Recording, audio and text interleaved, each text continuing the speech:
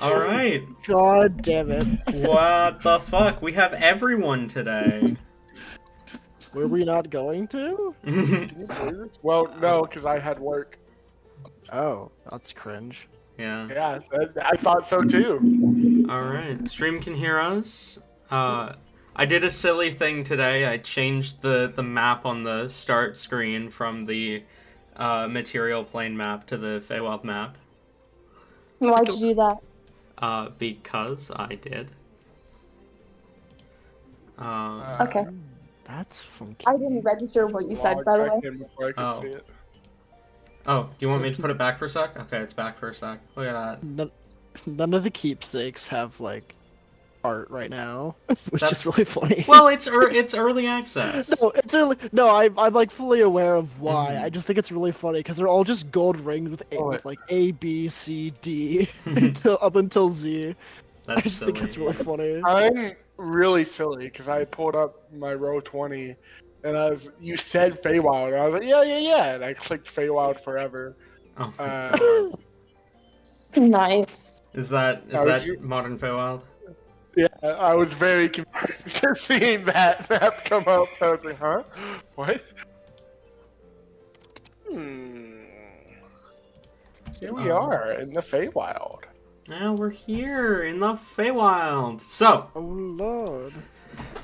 last we left off, after finishing with the Druid Grove, you all agreed on your next course of action, which was to first return the shield and get Rain's scarf to and from Nyx, and then to make your way to Sandvik, where you I opened the wrong Roll20 as well. I opened Wanderings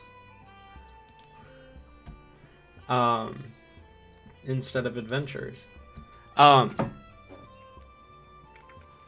You made your way to Sandvik within the nation of Asunia, the Cursed Land, and there you found Morticia, the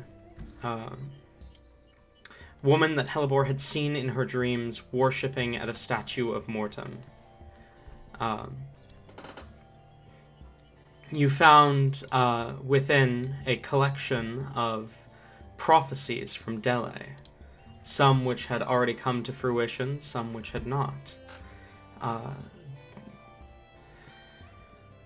But, of course, the final prophecy within the book seemed to notate the temple itself, describing its creation and the answer to the puzzle within, to open the door that had not been opened in centuries. A temple deep in Cursed Lands, caretaken by her family's hands, construct upon her killer's grave, for her death she has forgave. She writes these words as she speaks. She knows it is her death he seeks. A friend turned foe over lost ideals, but to friend's temple the truth conceals. The door opens upon hallowed name, the flowers remembered by ashen flame. To Lyre's child calls the lilac's glade, while Asphodel meets the girl afraid. A morn gloom grows at her killer's feet, will open doors for all to meet, for all to greet. And that prophecy served as the last will and testament of Dele Cincinal, king of prophecy, seer of truth, and daughter of the fallen moon, or so she signed. After misinterpreting what the prophecy meant, briefly, the party figured out that a lilac was meant to be laid at the statue, or was meant to be grown in the room with the statue of Mortem. An asphodel grown in the room with the statue of Morlina, or lilac, statue of Fathom, asphodel with the statue of Morlina, and a mornbloom had already sprouted at the feet of the Mortem statue. It opened a door which led into a strange interconnecting room with doors that seemed to open portals and never have the same connections, but after discovering how to force a door to stay open, the party discovered the end of this. A single door, and behind it a portal to the Feywild. Once through the portal, Rain's familiar, Harbor, explained who she truly is. Princess Harbor, youngest daughter of the Winter Court. She very briefly stole Helibor's sympathy before giving it back. And told stories about the young Amaryllis, Helibor's mother.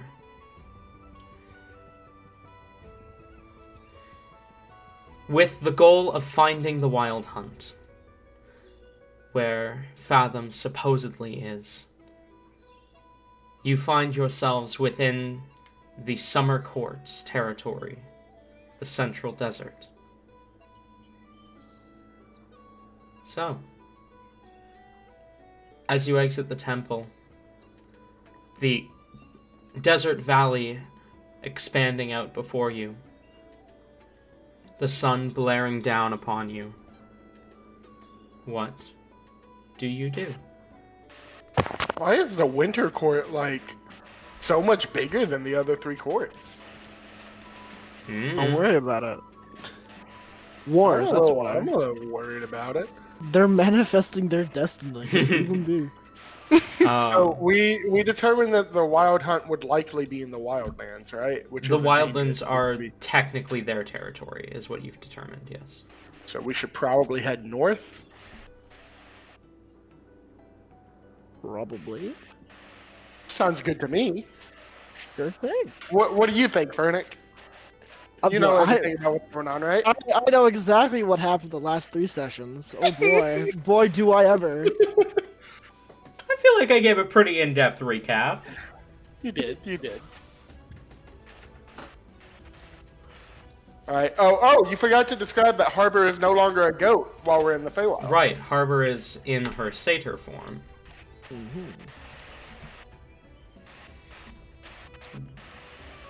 And, Tori, would you like to give a bigger recap on Amaryllis? Because I feel like you've been obsessing over it. I mean, I'm always obsessing over everything. Well, you know what we, could just do instead? I was literally just about to say Helibor has some more questions. I'm sorry. No, fair enough. All right, we can be on our way. Like, just to establish this, would Helibor know kind of a general path, like where we can cross, like maybe, like are any of these like mountains crossable, or is this just like could we like Skyrim glitch up these, or are these not gonna passable? Guys, we just need to get horses. The Helibor. One thing Helibor would certainly know is that everything about the Feywild is far more natural than the material. There aren't like hand-built roads or anything, but there are trails that have been like evidently walked frequently and whatnot. And most mountain ranges have quite a few like trails that you can kind of find that lead you through them, but they aren't exactly set in stone. Okay. I don't see any like on the map, but do I know if are there any settlements or towns that I may know of in the Wildlands that we could kind of like go off of? Not in the Wildlands, no. Beautiful. Yeah, no. The Wildlands are some people will build shelters, and every now and then a town will pop up, but nothing lasts long in the Wildlands. Okay.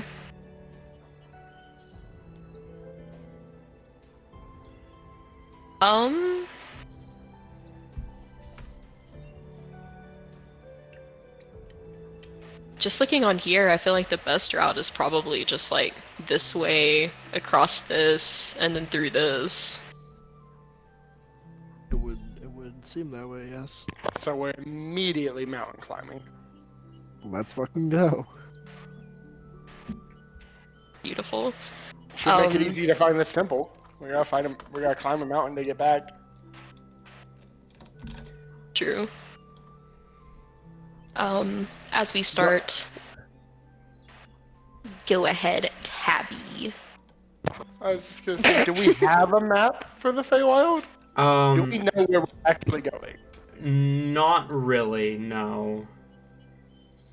I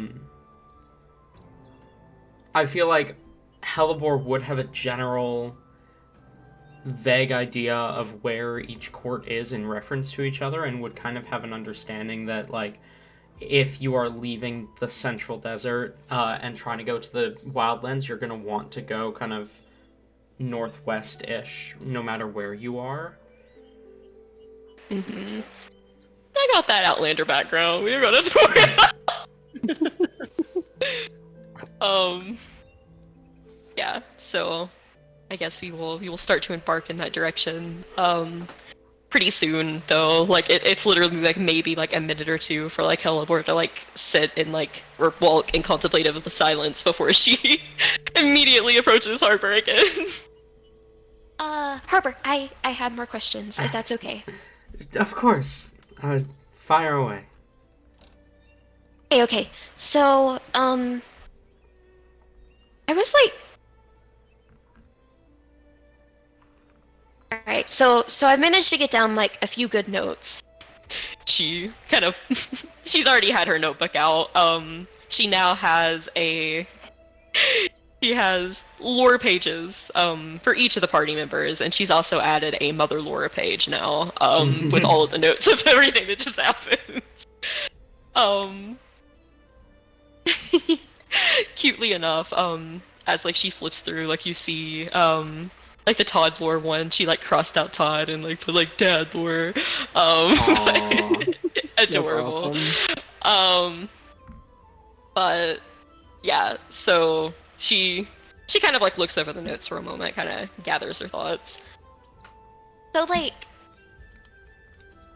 basically, like, her power and stuff, and, like, you know, all the stuff, like, that she knows, it came from, like, this other druid, like, the original Amaryllis, right?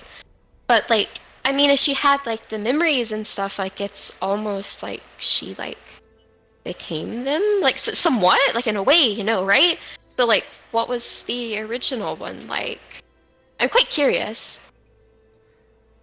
The first Amaryllis. The elf. I guess Amaryllis the First, we'll call her. She...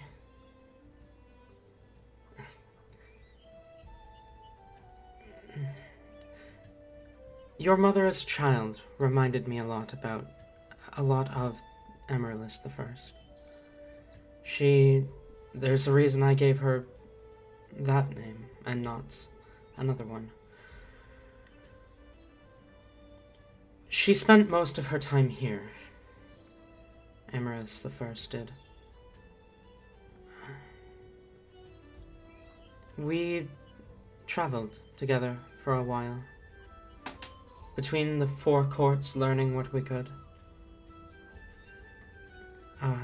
There was even a time where both of us helped the Wild Hunt out. But she was very peaceful. She always sought the kindest resolutions to problems. She always sought mercy. There was no fire in her eyes.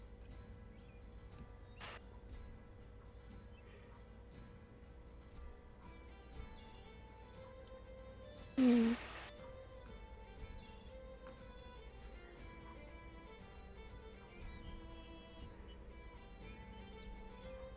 May I ask how she passed? Herbert pauses for a sec before she says, She tried to show mercy to the wrong person.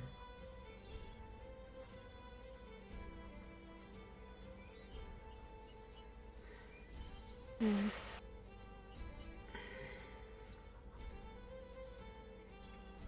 She tried to show mercy to the Wild Hunt.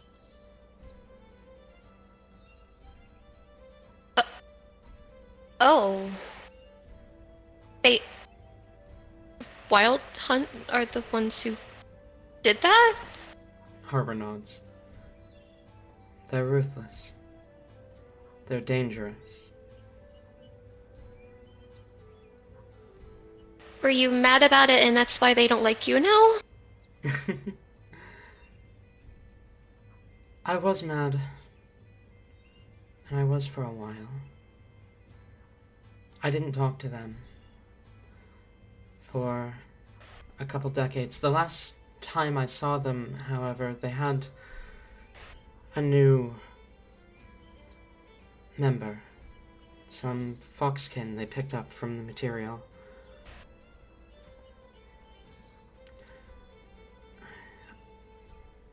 The last time I interacted with them, I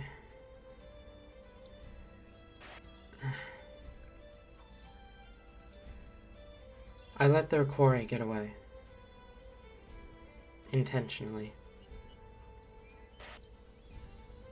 I let their hunt go free. You never want to do that to the Wild Hunt, if you can avoid it. They named me their next hunt. I was on the run for a long time. It was about then, actually, that I ran into Rain while I was hiding from the Wild Hunt.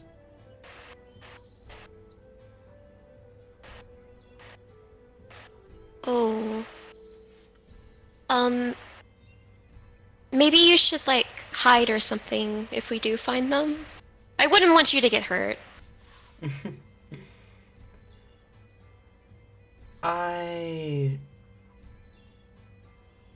I think it's been long enough that they will have moved on to another hunt by this point.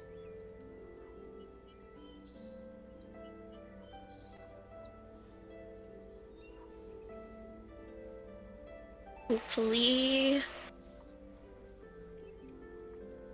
I guess you don't know the one that we're after, right? How many people are in there anyways? Is it like a lot, or is it like, you know, like one of those like cool elite few things?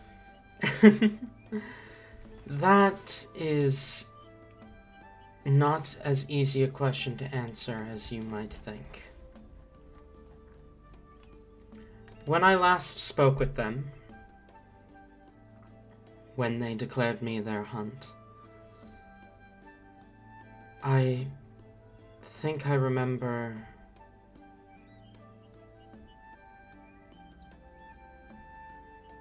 14 of them. But when they killed Amaryllis the First, there were 32. I remember a time when there were 70 members of the hunt. I remember another time when there were 6. Their numbers vary. They lose people, they gain people.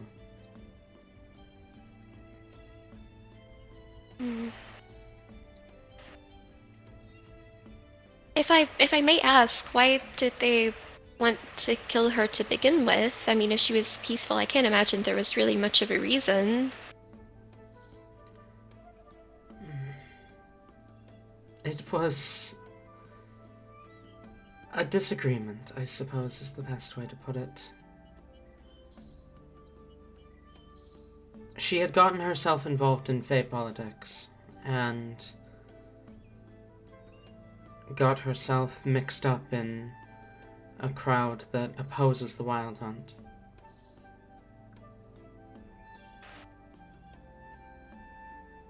They wanted her to kill the Wild Hunt. She wanted to spare them.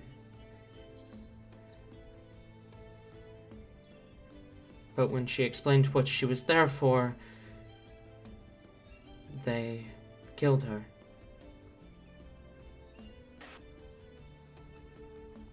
Their newest member at the time, Timber, was the one who dealt the final blow.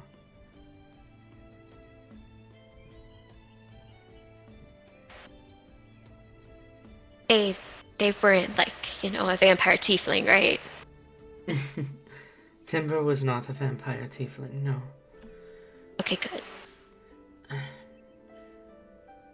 I've hesitated to say anything because I do not know why one would choose to go by their real name within the Feywild, especially within the Wild Hunt, but there was one who always stood with the Huntsmaster whenever I would interact with them, a tiefling by the name of Fathom, but I do not know if it is your Fathom. Well, I mean, surely that'd be like a big coincidence if not. They, oh my, this is like a good opportunity then. They didn't seem like particularly vicious and mean, did they? I'm really hoping they're not particularly vicious and mean. That would be incredibly awkward to find someone vicious and mean. They were a member of the Wild Hunt. The Wild Hunt are known for being vicious and mean.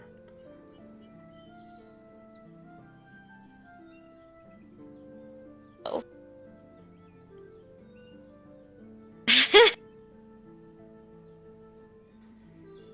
I pray for your sake that this Fathom is not the Fathom you're looking for.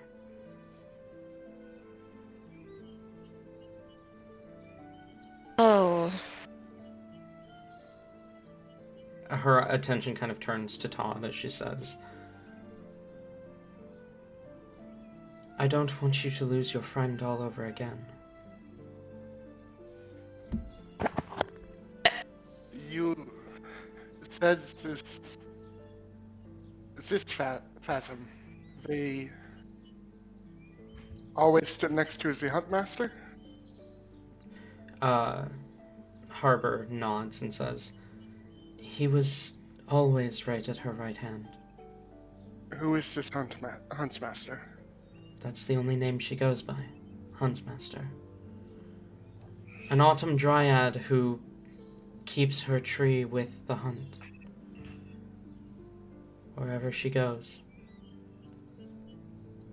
It has only ever been one Huntsmaster since I was born. She's older than I. I have no idea who she is or where she comes from, but she has always been the same Huntsmaster. The most ruthless of them all, and the founder of the hunt.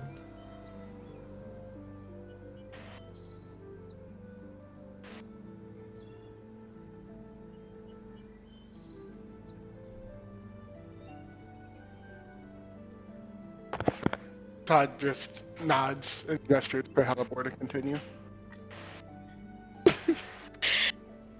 Halibor is kind of looking between them wide-eyed. You can see like the red strings connecting on the map to like is this just Merlina 2.0? Like you can see it. The trepidation.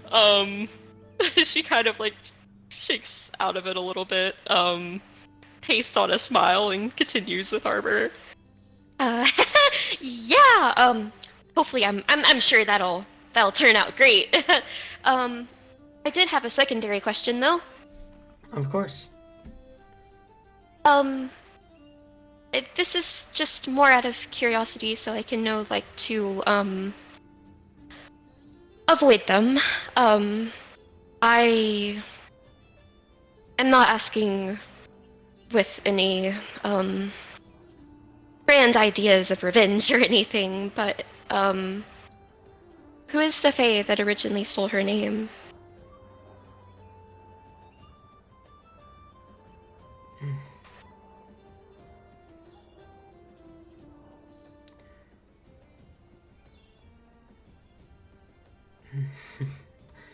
You see Harper hesitates, thinking for a moment, a long moment, before she says, "They go by starlight."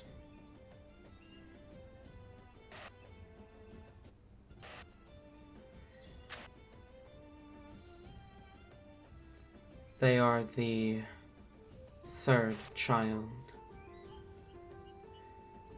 of the Winter Court.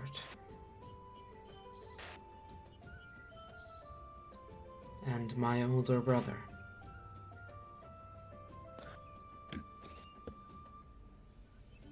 Dun dun dun. Aw.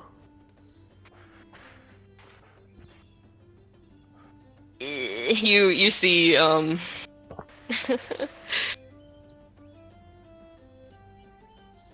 with the like good terms comment from before, she doesn't look extraordinarily surprised by that, but she still kind of like flinches visibly. Oh, hmm.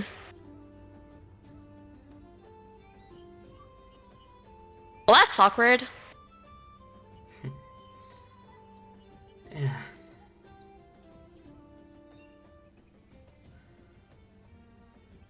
Biggie, I mean, that's, kind of just like what, some may do, I mean, like, yeah.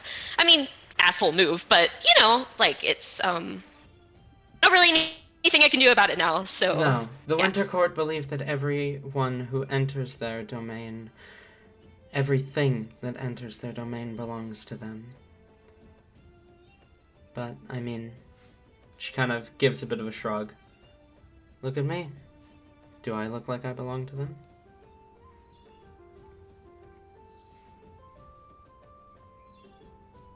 You're pretty cool. No pun intended. Just... Honestly, you don't want to meet my family at all. Any of them. Snowfall, Frostbite, Starlight, Lily, Coldburn, Frostfur, Picker, Valley, Stoneheart, Gemstone, Dewdrop, Alistair, Olivia, or Allison. You don't want to meet any of them. The father appears behind her, just like, how rude of you. Hello. That would be pretty polarizing considering you're in the summer court right now. It would be kind of silly, though. Hear me out. Hear me out, Tyler. I think that should be what happens. I think that's exactly what happens, and I'm DMing from now on. Shit. You got... Okay, Tate, you want to DM? Fine, you take over. What happens You next? No. Come on, Tate. I got full confidence in you. I'll play for a You night. shouldn't. Oh, Christ. What happens You, next? actually, that's pretty easy. You won't be doing much. Damn. What happens next? Come on. No, I'm kidding. And, of course, my parents are the worst of them all, so... Just to confirm for my records, has Helibor met any of them? I believe Helibor has met His Majesty and possibly Snowfall. But it was a very brief meeting. Okay. A hostile type of thing? A Amaryllis casted fucking teleport as soon as things started going south. And you guys Alright. ended up in the Spring Court. Okay, that sort of thing. Helibor does like the classic like finger on her chin thinking thing. They were kind of jerky. Yeah, steer clear. I mean, we shouldn't have to go up there anyways. So, Should not be in Feywild for that long, anyway.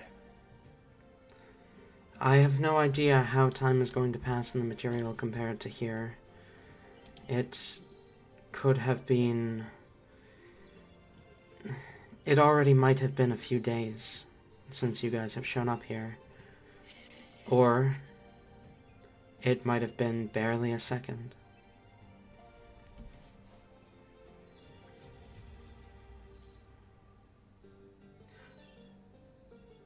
We should, probably definitely get a move on. No reason to linger or anything. Except that it's great here, but other than that, no reason to linger. I can think of a few reasons to linger, but... No, you're right. Hellbor, roll me a survival check. Maybe.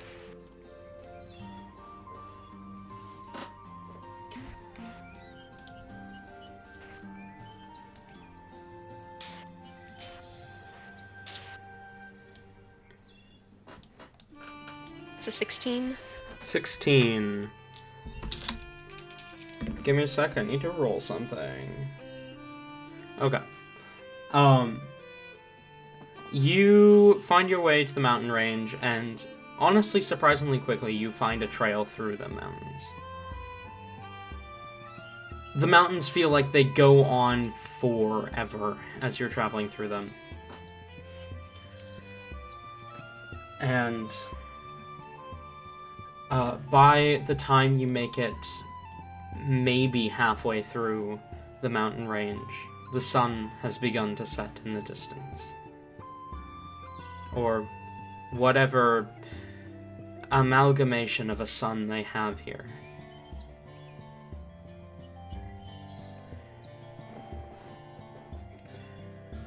You could have sworn that the mountains didn't look like they were this large when you first started traveling. And yet it feels like you have gotten nowhere in hours. It's clear that you've made some progress, but it seems as though this is taking double, maybe even triple the amount of time that you would have thought it would have. Hours have passed, maybe 4 or 5, as the sun begins to set.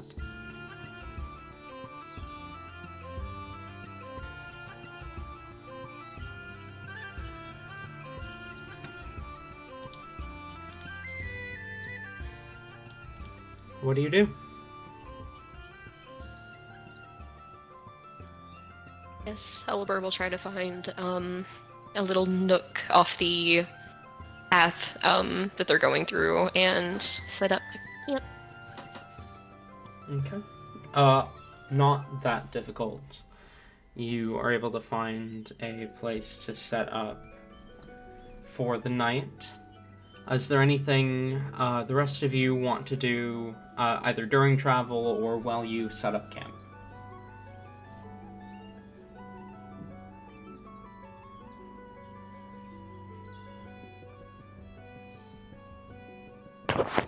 Todd's gonna try to put together some clothes that more comfortably hide all of his skin for the tomorrow's journey. Okay.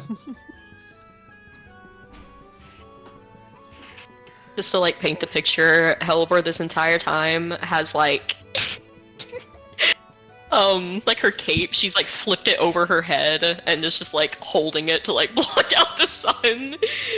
Probably freaking hunched over like a hermit the entire time. It is very obvious she does not like this. Fair enough. Rain would have. So I do want to make it known that once Rain was given all of the things that Harbor was hiding for him, he would have scattered each item kind of around, so he has a compartment. He would have put some of it in his one of the key fragments in his shoe, for instance. He would have basically hid a lot of it so that if they do get mugged or something, or who knows, later on, the most valuable items are hidden. And he would have spent most of the day probably flipping through his sketchbook, studying, trying to just get some sort of grasp on the runes, memorizing them, just so that if we do encounter more magic like this, he can perhaps understand it a bit better. Gotcha. Alright.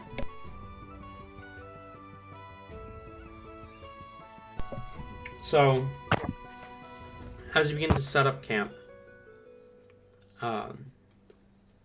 the sun having the sun setting in the distance.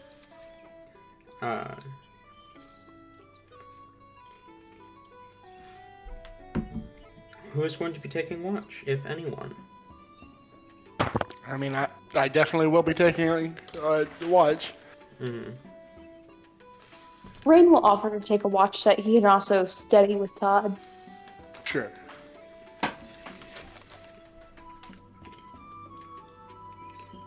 Okay, Rain's taking one watch. Yeah, might as well. Okay.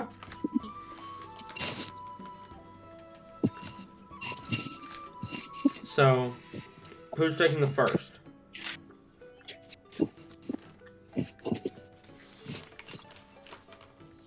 I guess Rain.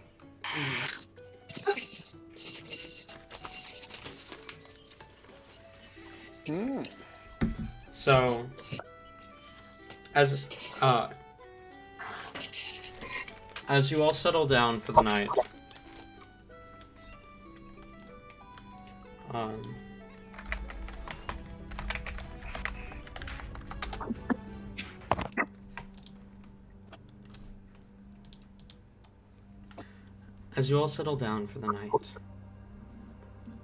a soft fire lit, crackling faintly. Your party members and Fae Guide asleep or falling asleep. Rain and Todd, what do you do?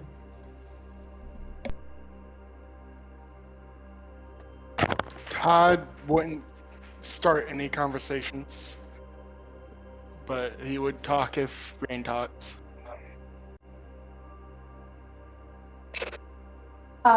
Rain would Todd to teach him a bit of the sign language, a bit more of the sign language that has been being taught to Marshall and teleport well.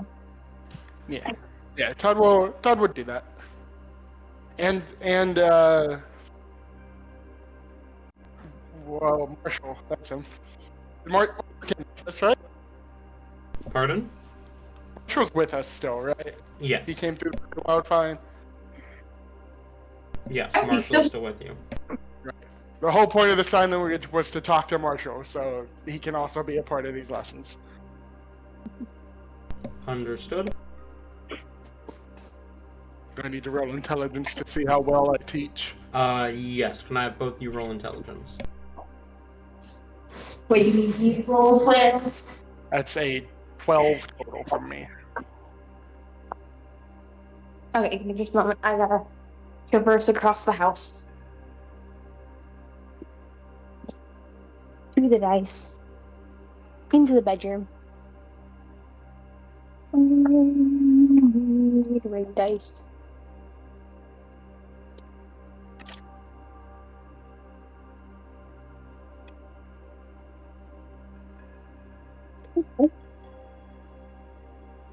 No shit. Alright, Hey, come on, did wizard. you tell me briefly what my intelligence modifier for rain is?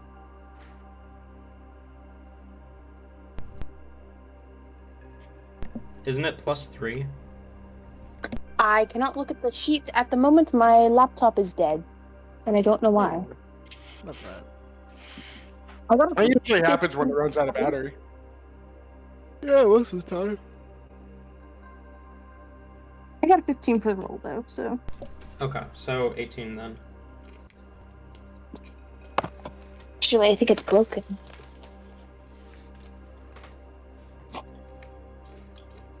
As the night goes on, sign language being taught. Can I have you both roll perception checks?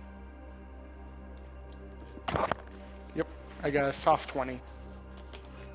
I got a natural 9 on the dice roll. Don't know what the modifier is yet.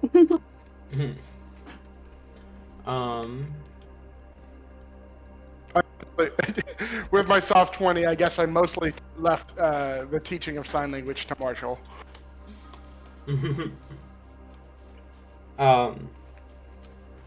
Todd. You can't shake the feeling that something else is here. Something that shouldn't be here. Can I throw up a divine sense? You throw up a divine sense and don't detect anything out of the ordinary. But your instinct still tells you that there is something else here watching you.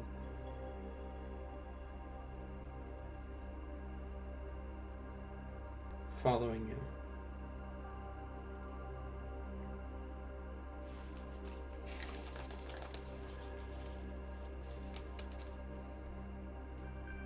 But even as you walk around the camp, trying to find it, with your blind sense, you find nothing.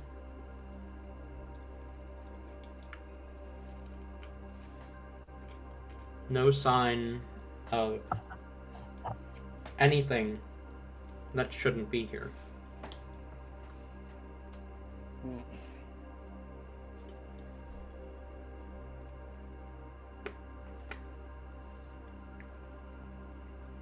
All right. I'm not gonna mention it to Rain. Rain would panic about it. Fair enough. As Rain's watch comes to an end, and Fernex's watch starts, I'm gonna sneeze.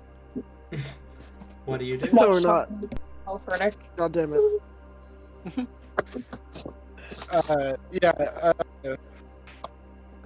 A few minutes into Fernex's watch, when I think that Rain might be asleep, I'll mention, I believe something is watching us. Do not be alarmed. Not too surprising. It is the Feywild. Indeed.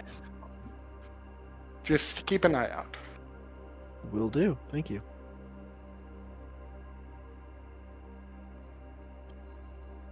Oh my god, I could use the bisexual dice I brought. Let's go. Is there anything? Imagine that character for a moment. Is there anything What was else? that? Okay, never mind, go on. Is there anything else either of you would like to do during your watch?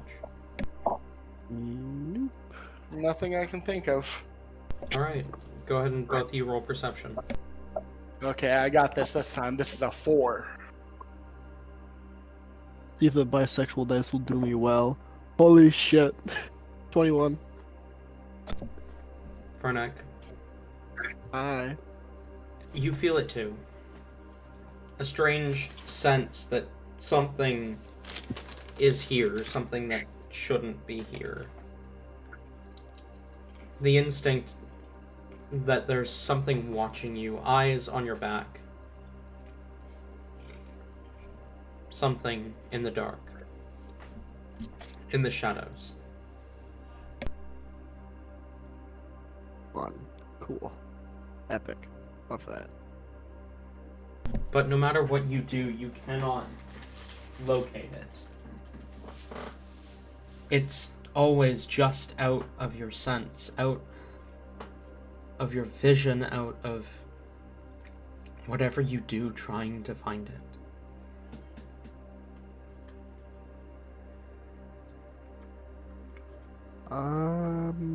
I'm gonna cast Detect Magic. What is the range on that? 30 feet. You cast Detect Magic.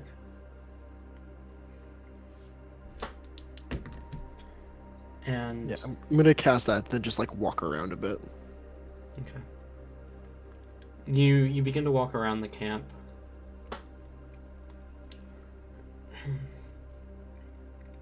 You swear for a moment you catch something.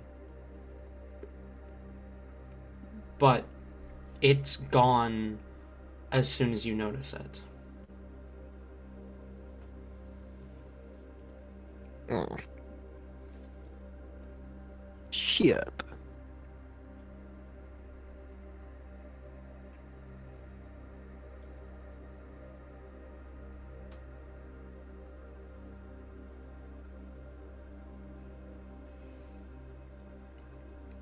He'd like continue down that direction for a little bit longer to see, but wouldn't go too far. And if Okay. nothing comes back, he'd wander his way back.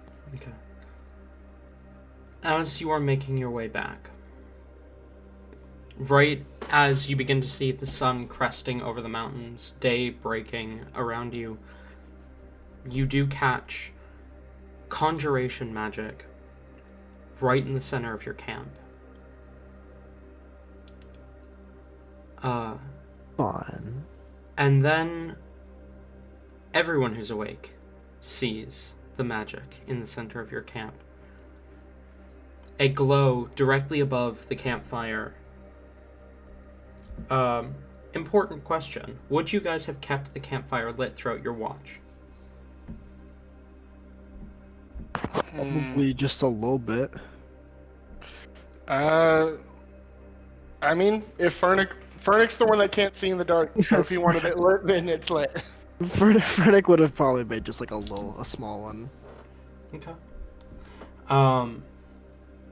Right above the campfire, a glow. A yellow glow of arcane magic.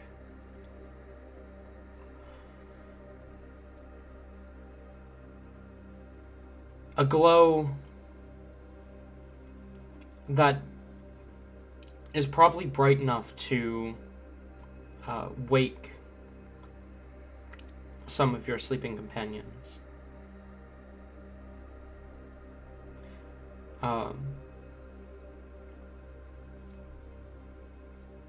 And it begins to take form. I will preemptively retrieve and activate my glaive. As it takes form, it appears to take the form of a humanoid. A yellow glow shaping into a humanoid figure, maybe 6 feet tall. Visible horns that curl back behind them.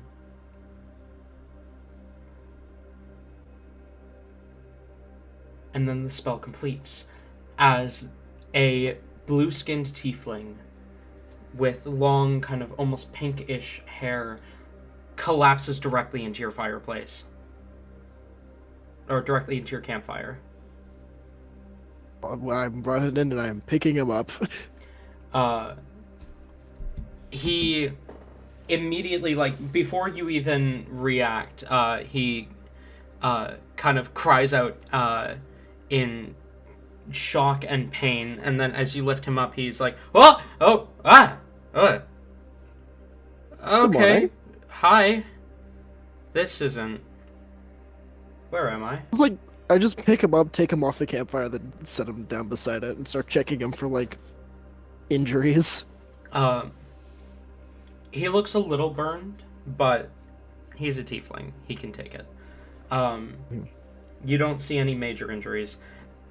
If the light didn't wake up your sleeping companions, the noise that he made definitely did. Right, so everyone's awake. As he kind of looks around, where am I? This isn't home.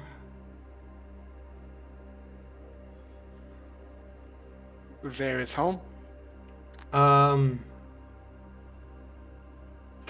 The city of Brass. Does that mean anything to me? Does that mean anything to anyone? You guys can roll Arcana checks if you would like. For sure. Okay, since Ooh, you know that's not great. are awake, can Yes. Hellbor and And if also... anyone who would like to make an Arcana check can make an Arcana check. Guys, don't even worry, I got this. That was a 2. Sweet. No, don't worry, Phoenix. I got a 5. We know what's happening. We are in the loop. We I got are an the loop. 18. 18. Don't even worry about it. Hellbor, we got this. Rain, you don't even need to roll with your Arcana. Don't worry about it. Yeah. Yeah, I was like, forget it. Let's go off of your guys' rolls. Forget I said anything. Exactly. There was no need for you to roll. We got 21 this. for me. Okay. Todd and Fernek, you have no idea. A city made of brass? That sounds really cool. Rain and Hellebore. Seems unstructurally sound, though. Rain and Hellebore. It should not be possible that he was aiming for the City of Brass and ended up here. The teleport spell only works on the plane that the target is. And the plane shift spell requires a focus that will pull you directly to the plane in question. The City of Brass is in the elemental plane of fire. Can Rain make like an insight check to see if is this guy like, does he seem to be giving off a liar's spell? You can go ahead and roll insight if you would like. Yeah, I'm gonna do that too. Okay. He hasn't said anything that seems suspicious to me, so. I mean, he's from a Brass City. That's kind of cool. Yeah, I mean, they might have those in the Feywild. I don't know. Yeah, I've never been here before. I like how the two younger guys. I didn't get out much. Actually, I can't even say younger. Hellebore's fucking over 100. No, she's not. She's 90, thank you. She's a spring chicken. She's in her prime, actually, Ayla. What the fuck? How could you say such mean things? Right, she doesn't look at me past 25. Insight Baby, checks from both of baby. you? 15. Whoa. Did you both get Also, 15s? He seems very confident that that was his target. You also gather he's probably a really bad liar.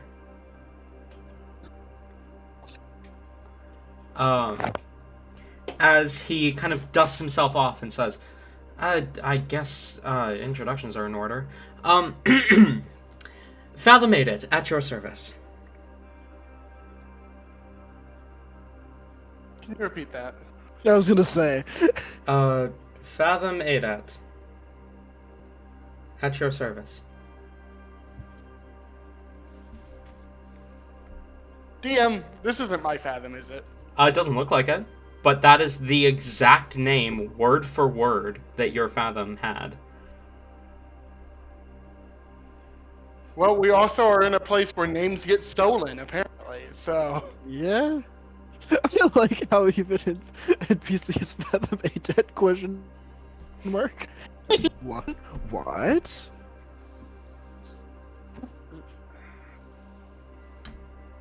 That Where is you, suspectful. where are you from, Fathom, Adet? The City of Brass. Which is... This isn't the elemental plane of fire, is it? No. No. How did It's I like- miss that badly? I didn't think it was possible to miss that badly, actually. Look, in my defense, I am still learning magic, okay? Seems You like must be a pretty master at big being mistake. How old are you, Fathom?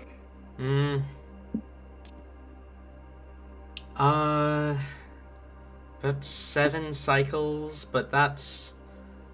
I mean, trying to translate that into material time... This is the material plane, right? Nope. It would be more helpful to translate into material.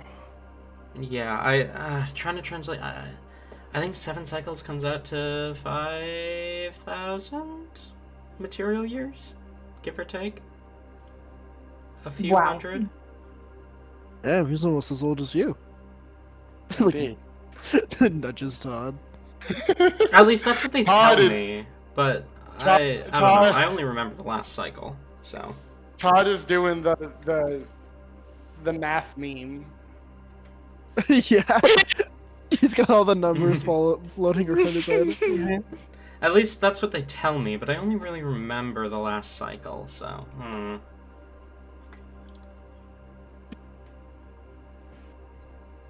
I think a cycle is about 900 material years? I don't know. Were you born in this city of brass? Maybe. Incredible. Like I said, I only really remember the last cycle, but apparently I'm 7 cycles old, so... Yeah, that's 6 cycles of memory that I don't really have. Who's told you about them? The Master. And that is... Forgive me, I have not traveled the plains very much recently. The Master is... I think the material word is king of the City of Brass. He's my mentor, and also, I think, my father.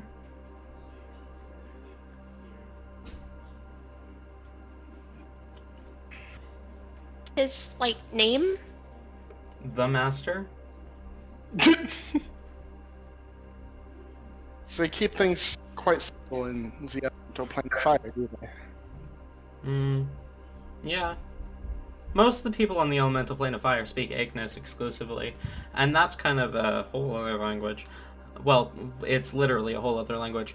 Who are you all, by the way? Sorry, I forgot to ask.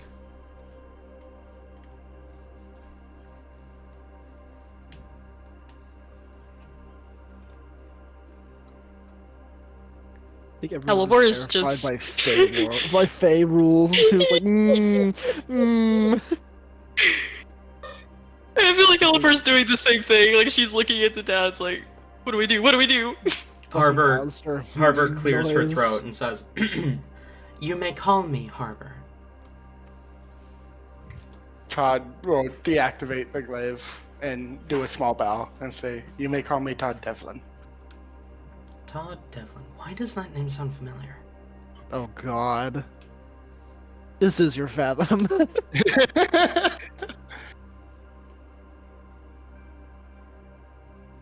Rain will kind of. Oh, sorry. Go ahead. No, you I was go just going ahead. to say, what, did Talon say something too? Did we do a trio? Holy shit. Fathom just finished the thought and he said, never mind, is all. Okay, adorable. Literally all I was gonna say is like Helipor copies Todd's bow as closely as she can. You may call me Helipor. You may one's call me familiar Fernick. too. That one's familiar too. I am This- confused as how you would hear about any of us. Despite everyone else in the party having already given their real names, Rain's still gonna lean in and say, "Are we using our real names or do we get to make up ones?" I am worried what your fake one could possibly be. We already know what his fake one is. It's Sandy. You weren't here No, for no, it. no. Oh, Actually, I figured I'd try a new one. Fathom. I kind of like that one. Might as well take. Your name is Fathom too? actually, it's Fathom 3. Sorry. Where have you heard our names? I don't know. I think Fernick. I think the Master mentioned Fernick.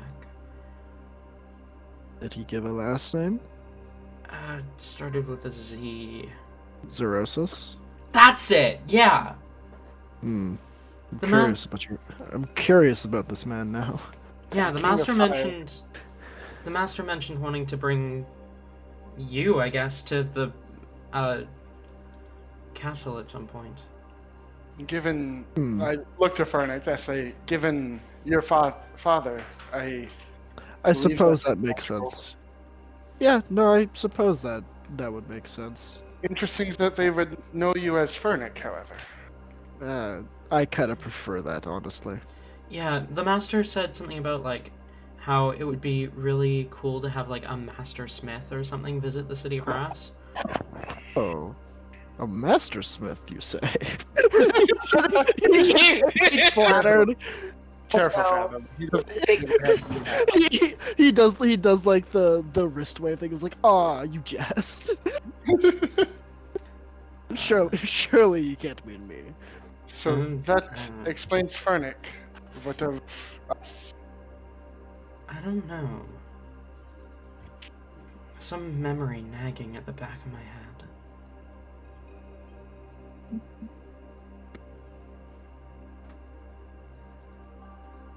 There were... It feels like there's 2 other names connected to those, though. Tuvit. To your names. Todd, Hellebore... And I think the other 2 both started with an R.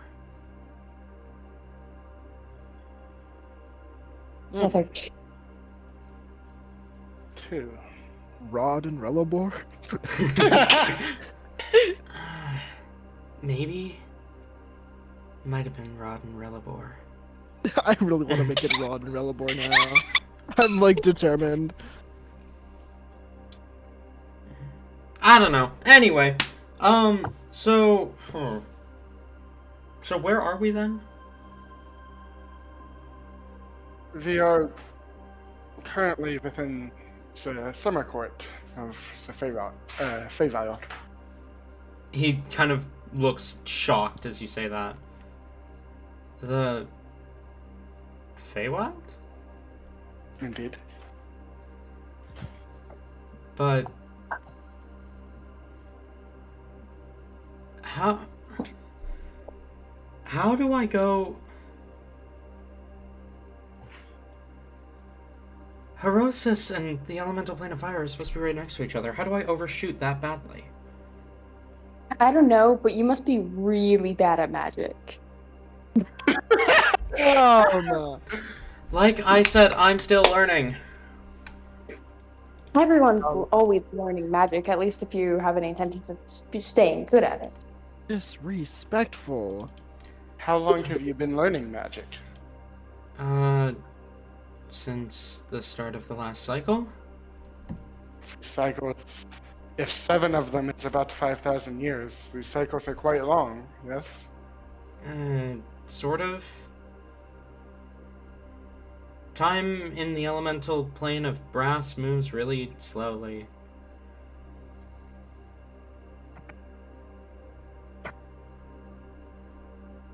So, Oliver looks although... noticeably relieved that, like, this person's been at it for 900 years and, like, fucked up that bad, she feels better about herself. So, although, like... Although it's been maybe 900 material years, I think most people from the material, when they go there, they say it feels like a cycle is like 50 years. 50 to 100? I don't know. They're always inconsistent. That's the worst part. Material plane people have the worst sense of time. Or maybe you just have bad time. Maybe your time is just bad. Lol, idiots. Have you tried getting better time? You just like get a clock, honestly. I don't have control over the elemental plane of fire, so I haven't tried getting better time because I can't control the elemental plane of fire. Sounds like a you problem, honestly. You should work on fixing that. What will you do now, Fathom? I don't know. Because I'm kind of out of spells. I used all my energy on that last one and somehow overshot so badly that I shot over the material and ended up here. Well, I guess you're kind of in luck. We're not gonna eat you or dismember you or rob you, I think. You can, I think, stay with us. Right now, at until least. you- I have no intentions of doing any of those.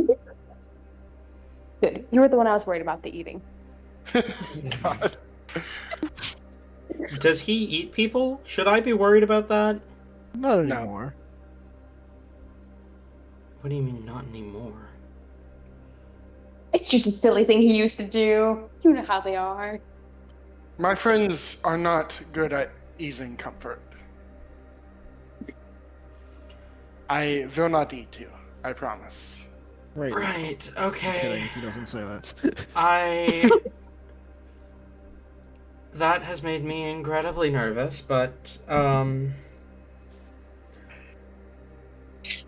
fear provokes him.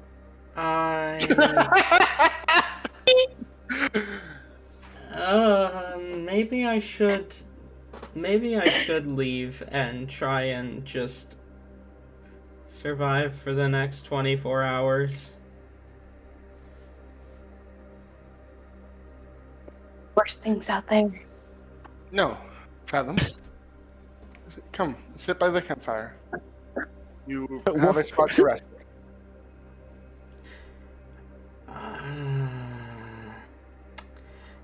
I should like to know more about you. Alright, I suppose. He, makes a point to sit on the opposite side of the campfire from Todd. I glare at Rain. But he does sit, kind of, fidgeting with his hands, as he does. Nice. Definitely does not eat people. Hellebore will sit respectful distance away, but like she'll kind of like lean over, give her like friendliest like look. So, do you have a twin brother named Fathom? I don't know, maybe. Why would I have a twin brother who has the same name as me?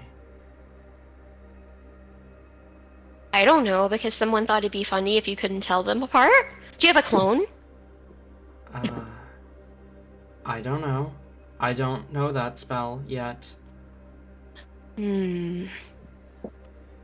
But the professor said that I might be learning it next lesson, so... Maybe it's my clone from the future! Whoa. I really hope your master doesn't get involved in time shenanigans. No, the master wouldn't. The professor might. And this professor, do they have a name? They do. It is... He then proceeds to speak in a language that none of you recognize. As he says, but it's kind of hard to meet with them because they are in Herosis. They have been dead for centuries. Herosis is suspiciously similar to Xerosis. Yes. Herosis is Rulapa's realm of the dead. Mm-hmm.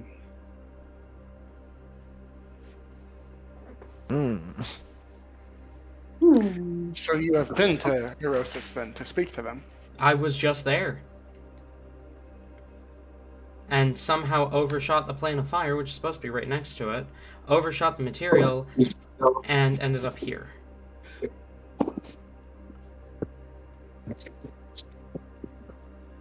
Still have no How is idea. Herosis doing? Seems normal. But, I mean, I've only been to Herosis within the last cycle. So... I don't know.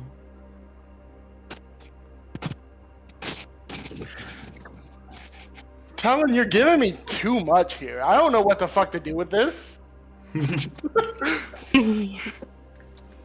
What do you mean I'm giving you too much to work with here? Everything is weird and wrong.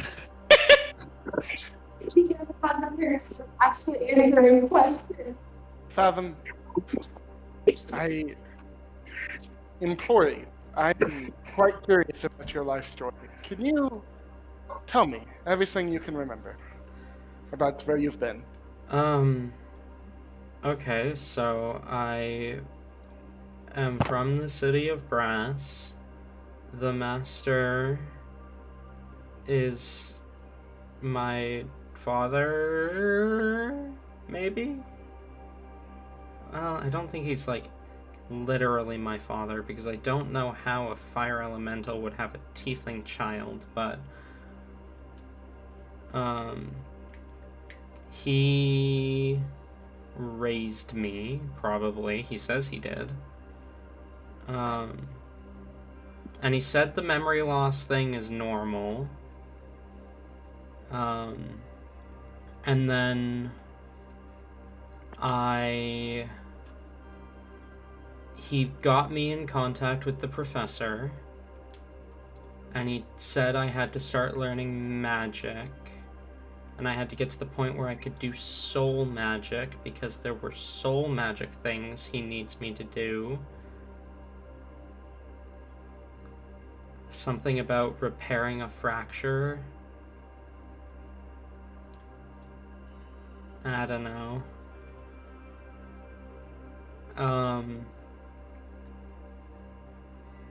And then I had a girlfriend at one point,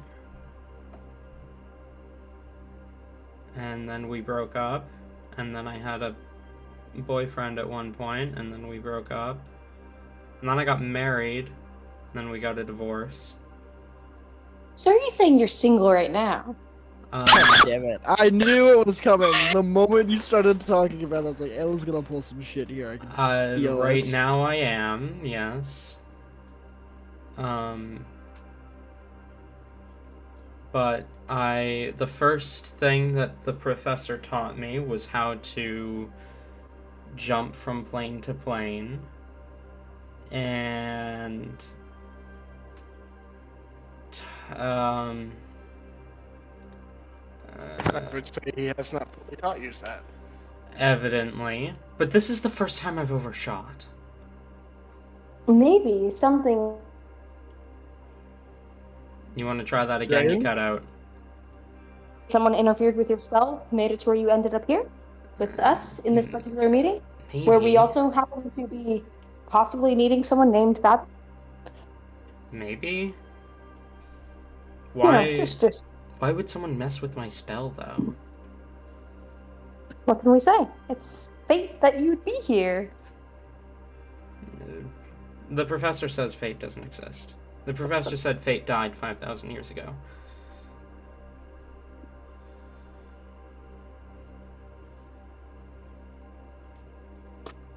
Or maybe we're just really lucky, but I doubt it's that one.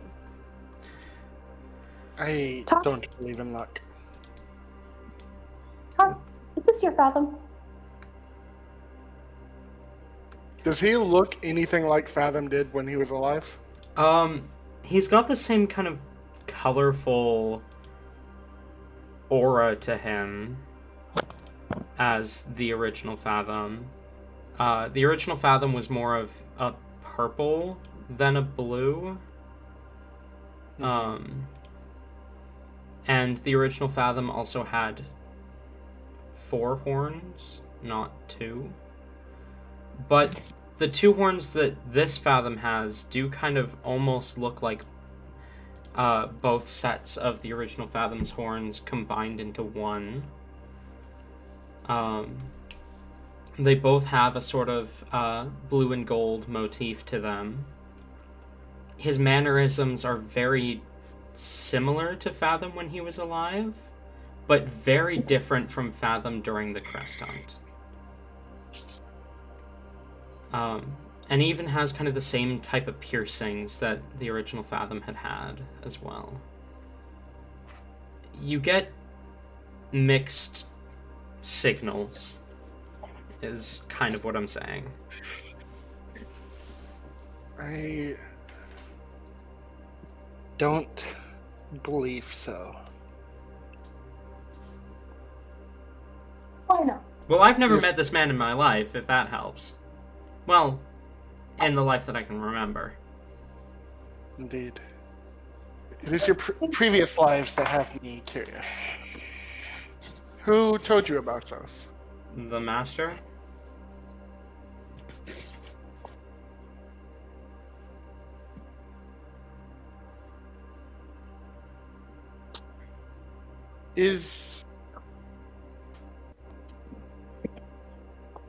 Is reincarnation common in the city of brass?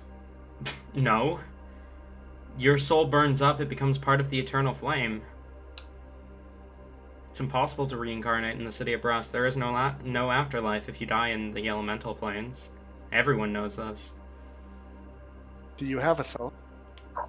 Probably? I haven't checked. How do you check if you have a soul? I look around.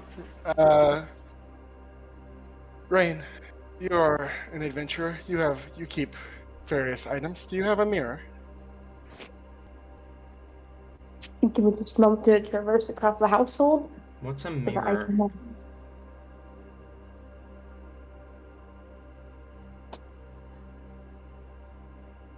I wait for Rain. Rain walking across the campsite to dig through their mini bag. I do Rain recall should- in section 1 you mentioned having a pocket mirror. Yeah, Rain should. I think he stole one at one point. Yes, I also do recall Rain having a pocket mirror.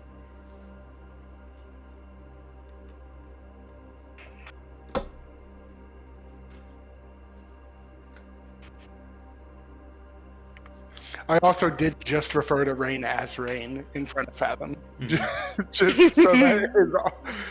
He I want does that on not the seem record. to have registered this. Neither has Rain, I guess. Yeah. Rain either. Oh wait, DM secret DM stuff channel. Okay. In case you didn't know. You just fuck with this mirror and completely ruin everything I'm talking about. Oh, yeah, no, yeah, no, I know. Yeah, thank you. Okay. You're welcome. Yes, thanks You're for the welcome. reminder. Thank you for the reminder. Of course. Yes, Rain does have a pocket mirror, and he would hand it over to Fathom. Fathom kind of looks at the back of the mirror and he's like, what is this supposed to do? I It will shows your walk fears. over. I'll walk over and basically just talk over Rain and say, it will show your reflection if you have one. And I hold my hand out for him to hand it to me. He'll hand you the mirror. I'll open it and look into it. I assume I don't see myself. You don't see yourself, no. And then I will turn it to Fathom and say, do you see yourself? Fathom looks at the mirror, and you also kind of look into it while he looks into it himself. And what you see sends chills down your spine. A mirror, as you are aware, will show your reflection if you have one.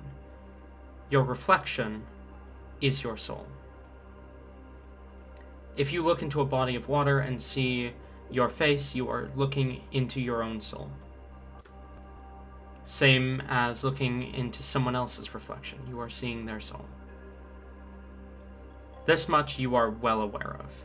It is why vampires and other undead don't have reflections. It is simply because they do not have souls. But what you see in Fathom's reflection chills you to your core. Because you do not see the face that is next to you. You see the mirror crack as soon as Fathom becomes visible in the reflection, and only parts of Fathom's reflection appear. Parts of the mirror are blank, empty, where Fathom's face should be. Each shard of mirror alternates. But where you do see his face, you do not see the Fathom standing next to you. But you see the Fathom that you once knew. You see the Fathom who served in Prado's army.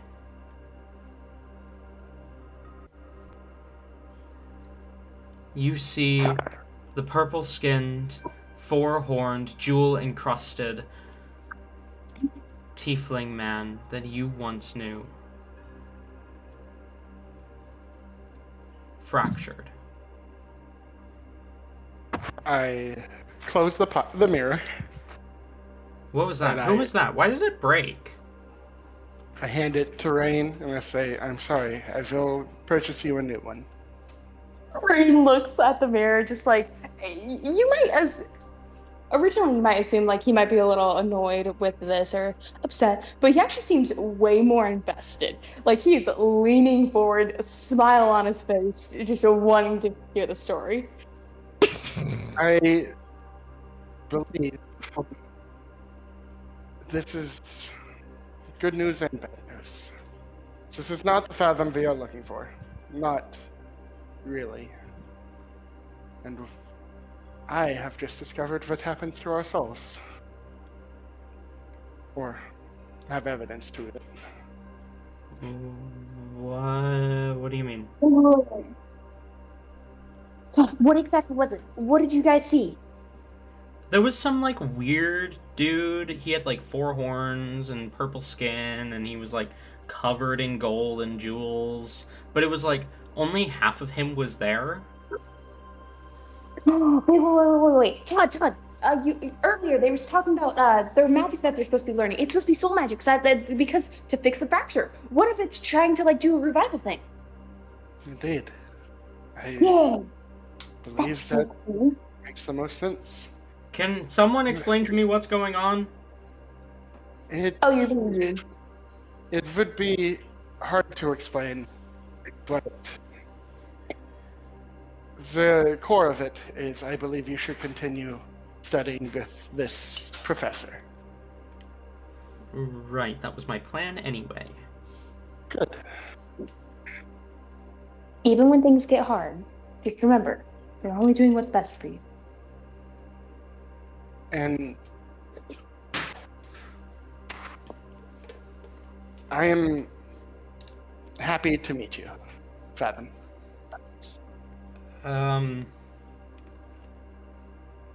Your friends told me that you would eat me, so I don't know if I can say the same. My friends are tricksters and liars. I would not eat you, Fathom. How do I know that you aren't the liar? You would trust them over me? I don't know who to trust, okay? There's more of them than there are of you. Very well. You don't I need to can trust tie me. it. He's trustworthy. Hmm. I'm not a trickster or a liar. That's exactly what a trickster and a liar would say. Todd will actually laugh, or like it's a little forced, but he will laugh. Just say, "You do not need to trust me. It is all right. I am happy to meet you, regardless of your feelings towards me." Okay. So... And I wish you luck. Wait. We're not. You're making this sound like a goodbye, Todd. We're not getting rid of Fathom yet. I'm too attached. You gotta stay with us for at least another more 24 hours, right? When his magic is recharged, he needs to leave. Of course. But that's gonna be a minute. I You know? imagine it will be problematic if he accompanies us where we are going. Why would it be a problem? Well, yeah, I guess people from the elemental plane of fire probably shouldn't be in the Feywild? You said... Well, no, but you said we were in the Summer Court. That's not that bad. That's, like, basically fire. We are heading towards the Wildlands. Oh. I have no idea what that is. I love this guy. He's so silly. That is all right. Like, Yes. what if we need to have him there so that we can put the 2 fathom pieces together and then it'll be the real one? They are both the real one. There is no fake one. Fathom pieces? There's pieces of me? There's a pull up the mirror, or what's left of it, and I walk over to Hellebore and I show her my lack of reflection. And I say, Fathom, the Vern we are looking for is like me. There is no pieces left in him. There's no combination to be done. Perhaps one day, when this one isn't so fractured, they should meet, but not yet. I'm way confused though. Like, is it like metal pieces? Say that again? Metal pieces. What do you mean, does it? Like you know, like there's like a flower, and then like it releases like, you know, like the seeds, and then but like they're like all the same thing, but they're like a different thing of like a thing, and then they like spread, but they're all the same thing. I think I get what she's saying. That's a lie. I don't get what she's saying. I don't know what flowers are. I don't believe it is like this. No. And how did this happen? I will explain later.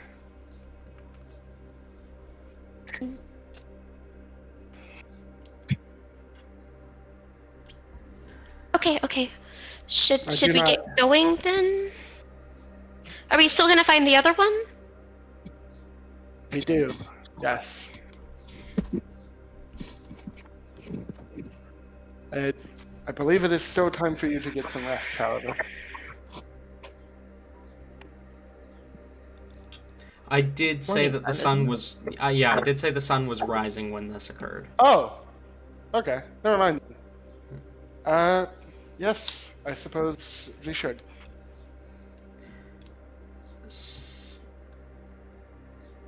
Okay. Should I be, like, coming with you guys, or should I just hide here until I'm rested? If you wish to come with us, you may. Wildlands don't exactly sound safe. Then there's a temple about a day's travel that way. You can take shelter there if you even need to. I imagine by that time your magic should have recharged. I don't feel necessarily safe just sending him off alone. Harper, would you mind accompanying him if he does go? Oh, Which send the big guy. yes, I would. Yes, any excuse to not see the Wild Hunt, yes. Fair enough. Yeah, no, I'll help. I'll help keep this guy safe. That's... I'm saying yes because I want to keep him safe totally, and totally not because I want to not see the Wild Hunt. It's okay, Harper. It's probably best if you stay with him anyways right now. Anyway, I'll see you guys in the material. Have fun. Come find us if we don't. If you can't find us, try to come find us. Okay? That didn't make any sense, but we're gonna go with it.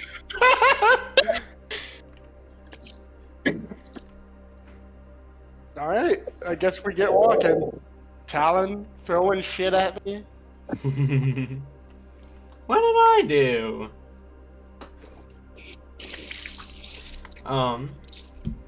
Alright. You have answered questions and given me more questions.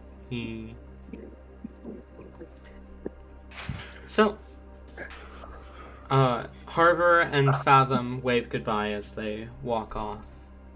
Harbor and Fathom. There were so many opportunities to say so many pickup lines during that conversation. I resisted, though. You guys made it. But as you begin to travel, you look out over the land before you. You are certain that there is still easily another day's travel before you reach even the mountain range at the edge of the Wildlands. Hellebore, roll a survival check for me.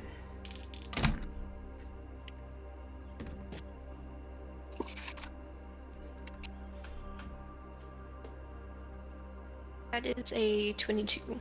22.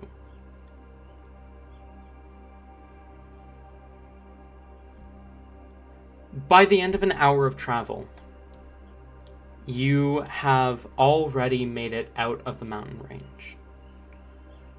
You're not sure why it seems to be going so much faster this time.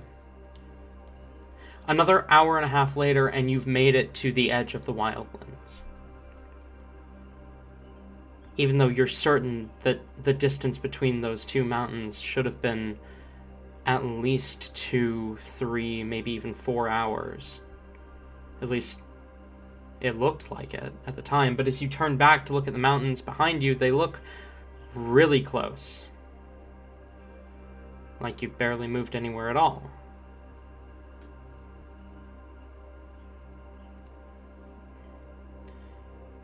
You aren't sure what's happening, but 2 hours into the day and you've made it to the edge of the Wildlands. 2 hours into the day,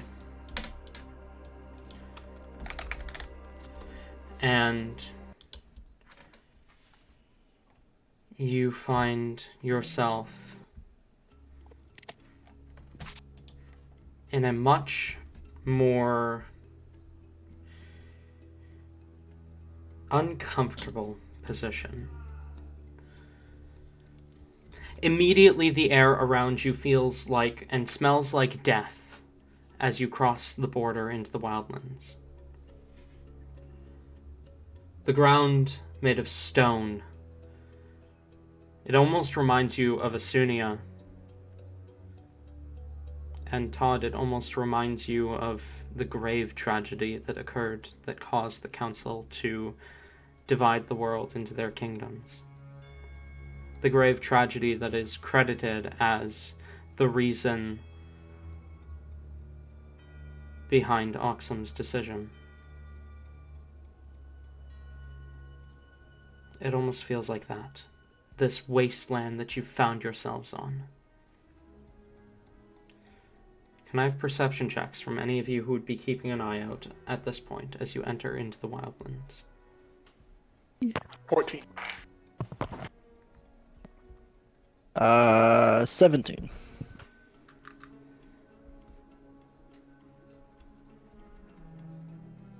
18. 14, 17, 18. That is a 7, yeah. 18. Sorry, I was stalling until I got to the room. A what? 18. 18, gotcha.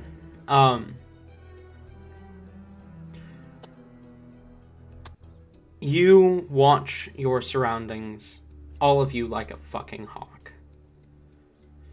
You are not sure what to expect. As you make it past the initial mountains, what do you do? Where do you go? As the Your wildlands mother? expand. As the wildlands expand around you, with I no guess. Go on.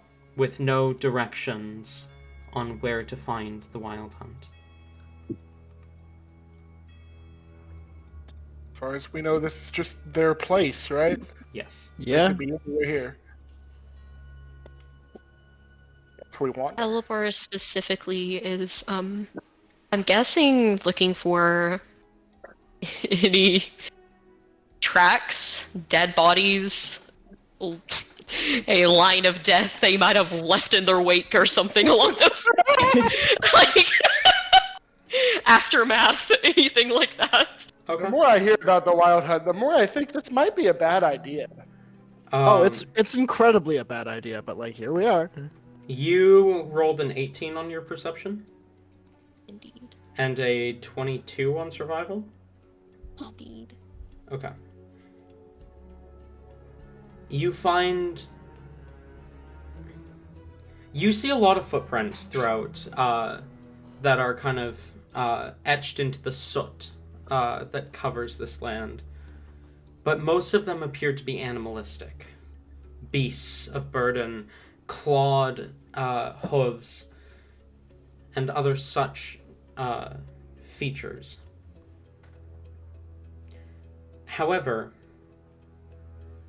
you do spot a collection of these animalistic tracks that seem to be maybe 4 or 5 different animals moving together. Amongst the tracks, you see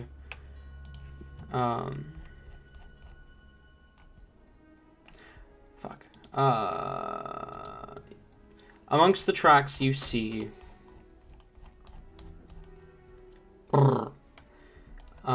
a wyvern,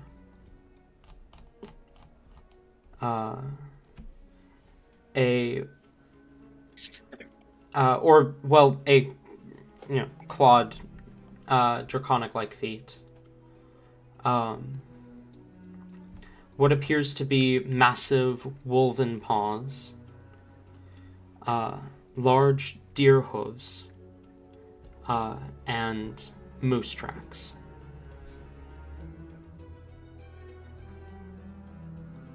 Okay. This is very promising. I know that the Huntsmaster has a wyvern, correct? Yes, you know the Huntsmaster has a wyvern. Okay. Hellebore is a dog right now, without physically turning into one. She is on all fours. She's sniffing each of these tracks. Excuse you, all she- sixes. Oh, sorry, all 6s. Can't believe you get your own number I'm of appendages mixed up. fucking awful. All right. Who was awful and why are we fucking them? It's like a bad time to be doing that right now, but like you do you, I suppose. She's like sniffing the air, like a dog, like scenting like the breeze, just doing all of her things. But eventually she triumphantly nods and, almost like a detective like pointing out the perpetrator, she dramatically points at the wyvern tracks. A lead.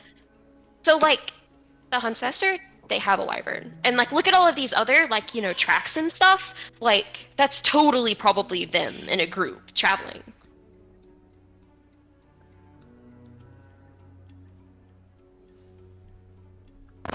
Sorry, can you repeat that? She points dramatically at the tracks and basically says, yes, like this is it. The Huntsmaster has a wyvern. Like this is the lead. Very good, Hellebore. We should follow these tracks to our quarry then.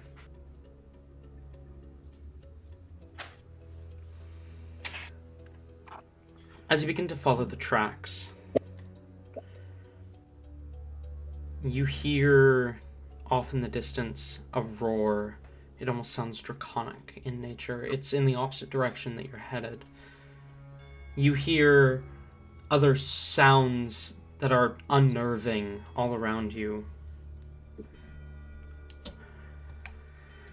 But you continue following the tracks.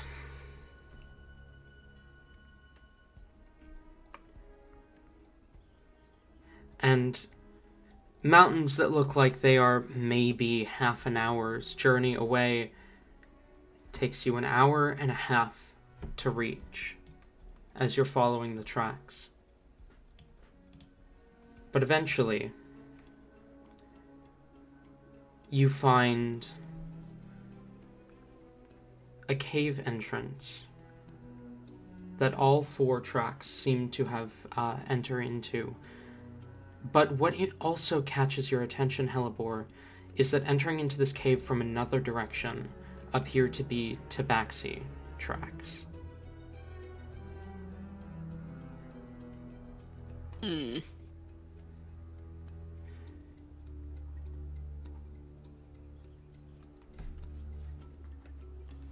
Okay. She'll make note of this. But she's just assuming they got one of them cats in the wild hunt, it's fine. It's no biggie.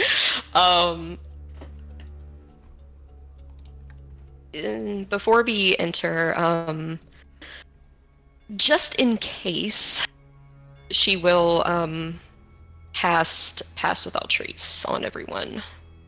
Yippee.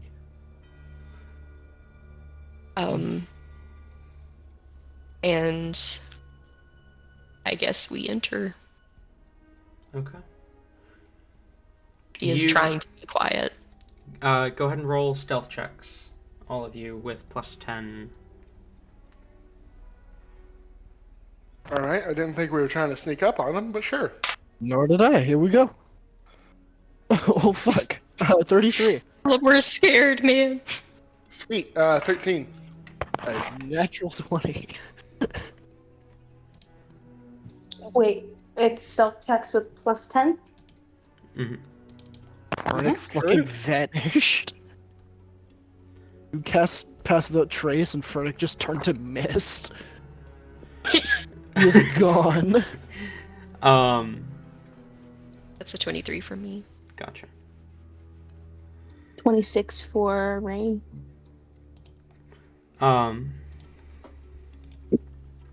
As you slip in, Hellebore, you notice immediately that there seem to be the wyvern and large wolven tracks, along with the tabaxi tracks, head off in one direction, while the rest of the tracks head off down a different tunnel within the cave.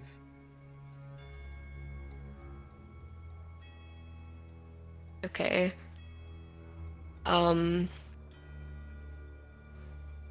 Probably gonna get the best information, hopefully, especially if Fathom's right hand if we're going to the leader, so she's gonna follow the wyvern ones. Okay. As you continue to make your way down the cave, eventually you begin to hear a voice echoing. As it sounds feminine and is vaguely familiar to you, Hellebore. You have met Huntsmaster once before. It sounds like her voice as she says, "A target this large is... well... you're asking a lot. But I suppose from someone such as yourself, Mistress Archdruid, I take it you can pay."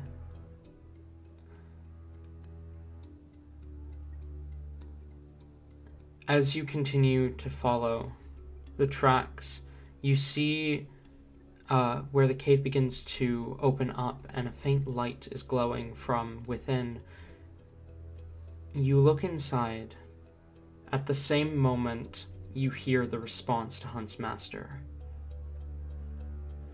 And your heart stops. In fact, yours does too, Todd. My heart was never going, so. Both of you... That thing stopped a while ago, my friend. Both of you recognize the voice that speaks in response. And Hellebore, leading the group, of course, you recognize the person speaking with a pale-skinned, white-haired tiefling and Huntsmaster. A tabaxi who speaks up and says, "Yes, trust me, I have whatever you could ask for. You have heard of me, haven't you?" To which Huntsmaster says, "Of course I have, Amaryllis." And that's where we're going to take a break. Oh boy. Oh, fuck! Oh, fuck! Okay. We're going to take a 15-minute break. We'll be back at 1:30. This is normal things that's happening here. My memory's failing me, because I'm gonna give me a quick rundown who Amaryllis is again. That's Hellebore's mom. Ah, right, that's why it felt familiar. Hellebore's dead mom, to be specific. Oh boy! Hmm. I was like, So there's why something. Hellebore was in the party in the first place? Yeah, I was like, something here is nicking at the back of my brain. I know who this is, I just can't remember right now. And I don't want to sit there and be like, who's this again? When it inevitably comes up, so. Okay. Oh, I'll be back. And I'll be here alone by myself.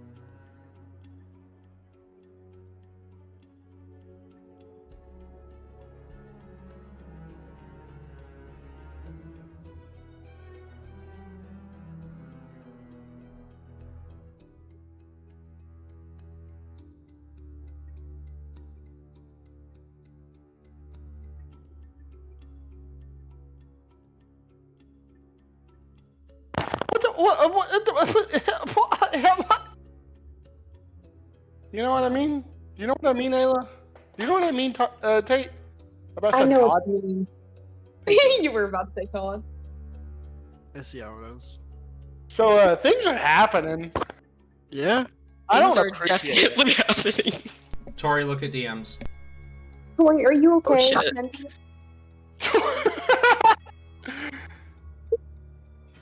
If you need a Tori- shoulder to cry on, Tabby's just in the other room. Tori did just tell me that after this session, when I walk in there, there may just be a dead body. There will be talons. Tori is about to rip through the monitor, grab him by the throat, and rip him back out. This is like such emotionally like hard sessions for both Hellebore and Todd. Mm-hmm.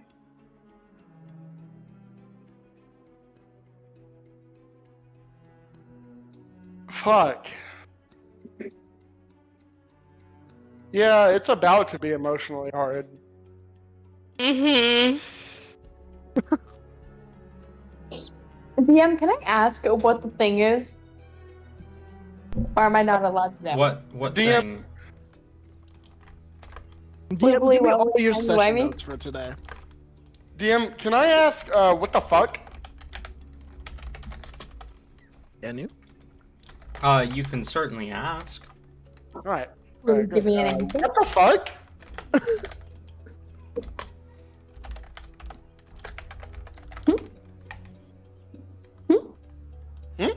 What? What? What? What? Alright, break time's over. Okay. No more of this bullshit. We gotta find out what happens. So, Shit, we had to do trauma. as you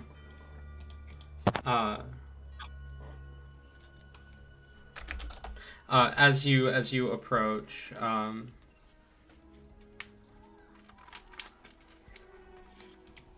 you hear this exchange and see the figures inside. Todd, the tiefling man who has been silent up to this point, is exactly as you remember Fathom from when the crest hunt, from when he was in the crest hunt. The tiefling man that you see is certainly your Fathom. But, of course, the Tabaxi woman you see is certainly Amaryllis, just as you remember her. Okay, the last one, Huntsmaster. Is that one? Do I recognize that one? You do Is not. That one okay. Huntsmaster appears to be an autumn dryad. She has hair made of kind of orange and red leaves. Her skin appears to be made of oaken bark. And you can see there are two animals towards the back of the room. A large wyvern and a pale white-furred direwolf. The wyvern has a small tree, like sapling, a pot with a small oaken sapling on its kind of tied to its horns.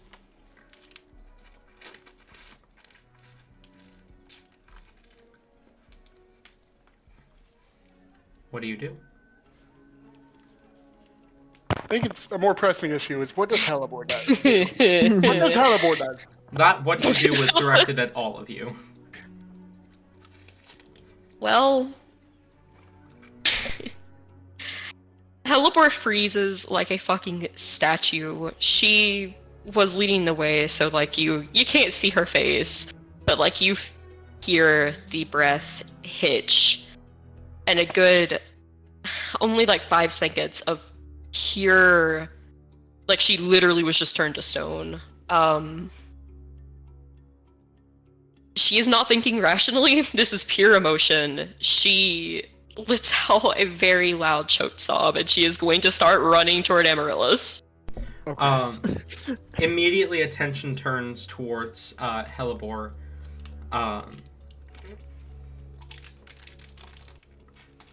And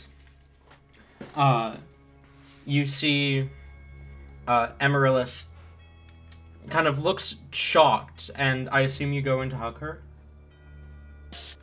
Yeah, she looks shocked for a second before she wraps her arms around you. You see Huntsmaster kind of crosses her arms and says, I thought you told us that she hadn't come with you. As Amaryllis kind of looks up and says, she didn't. For the record, because I think it might affect dialogue here, Todd, as soon as Hellebore runs out, Todd is also not hiding. Like, he is... Yeah, I didn't want to interrupt, but yeah, the moment Hellebore runs, Fernic is like a couple steps behind for safety reasons.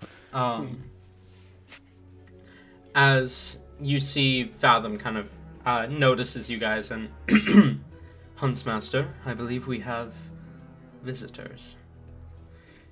You don't say, fucking idiot. I apologize for the interruption, Huntsmaster. Oh, good. You know who I am. Then that means you know that you have about 5 seconds to get out of here before I kill you. I look to Amaryllis and see how she reacts to that.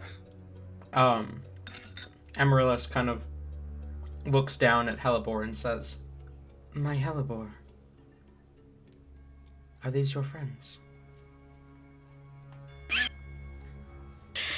Hellebore is in no state. I mean, like, guys, you've seen so many crying attacks. Like, it's a daily occurrence. Like, Hellebore is an emotional being.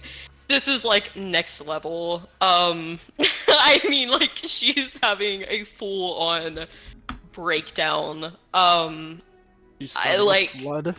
Literally, yes. Like, the floodgates are fucking opened. Like, your ears are ringing. She is crying and sobbing so loud. Like, she is leeched onto her mother, like, gripping so tightly that, like, it has to be painful. She's in no state. She's in no fucking state. I genuinely don't think she can respond for a bit. Like, she's gone.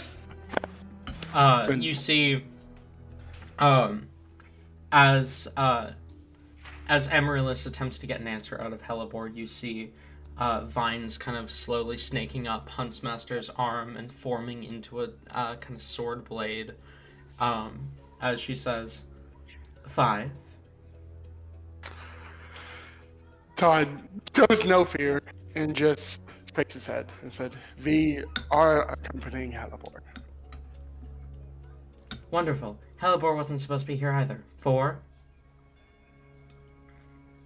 I look to Fathom. Fernic kind of like, he straightens not for combat, but for defensive. You look to Fathom? Yeah, I just want to see what he's doing. He does not seem surprised. He does not seem frightened of the reaction from Huntsmaster. You can see magic kind of somewhat coursing around his arm, but it seems more like she can handle this on her own. I'm just here in case things go poorly. I'll speak up still calmly and say, I trust Hellebore will not be hurt. Then, looking to Amaryllis. Amaryllis nods and says, I will not allow the hunt to hurt my baby. Huntsmaster, let them be. Huntsmaster kind of lowers the blade slightly. They are not intruding on your contract? Not yet, they're not. Very well. She lowers the blade of thorns as she looks to you. Congratulations. I'm showing you mercy. I appreciate that. I deserve Oh. your thanks. You have it. Then I will approach Amaryllis.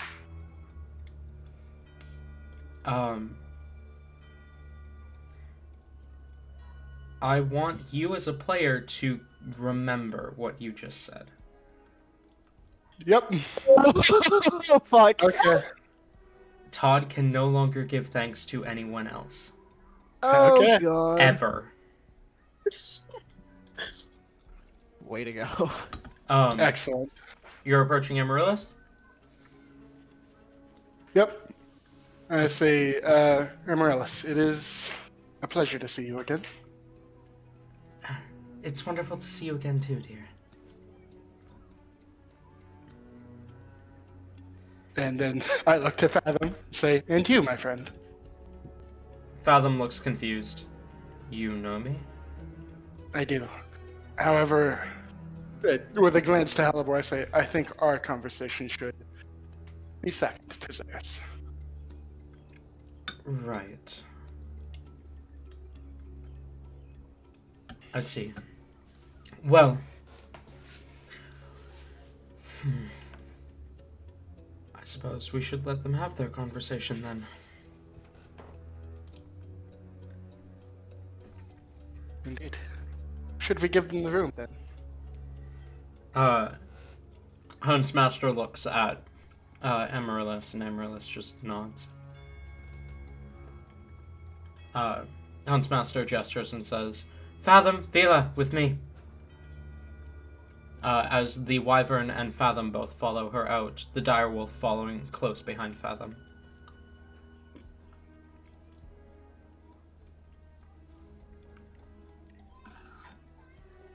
So am I not allowed to say thank you, or am I not allowed to be thankful?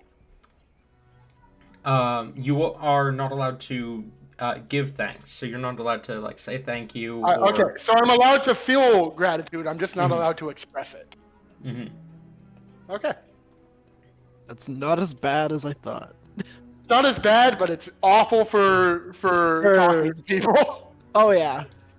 You have to have someone just, like the moment you want to say thank you, you have to nudge someone and be like, he means thank you. I'm just so prideful, I can't say it.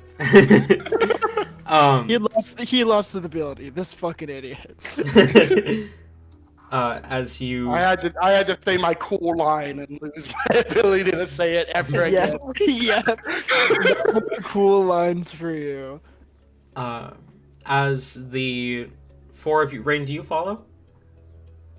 Yes, Rain will follow, but Rain is like trying to be as unseen and unnoticeable as possible. Okay. As the five of you then exit, leaving Amaryllis and Helibor alone, she kind of has a hand rested on Helibor's head. Are you all right?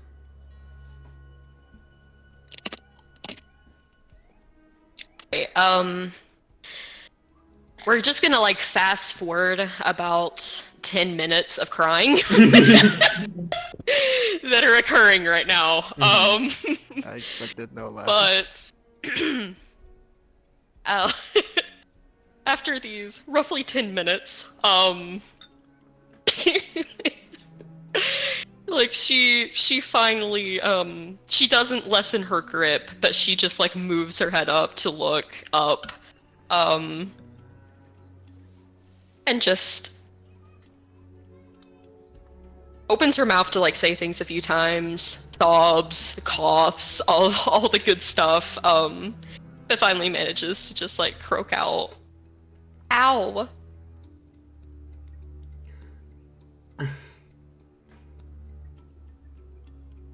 When you've lived as long as I have, you learn ways to cheat death.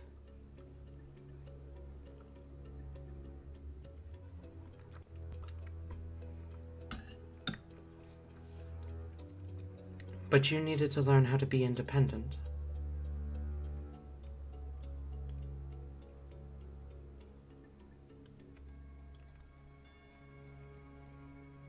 I taught you everything else I could.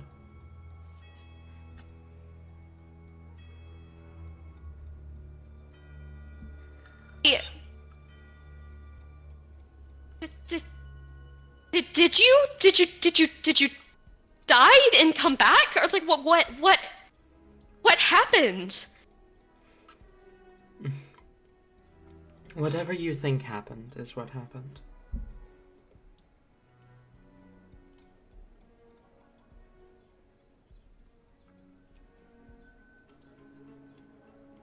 No fair! You can't just say that! It's like, I went and planted the flower and everything! Like,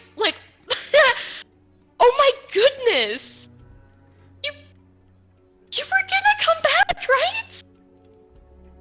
Eventually. When? When you learned how to be yourself. Without me.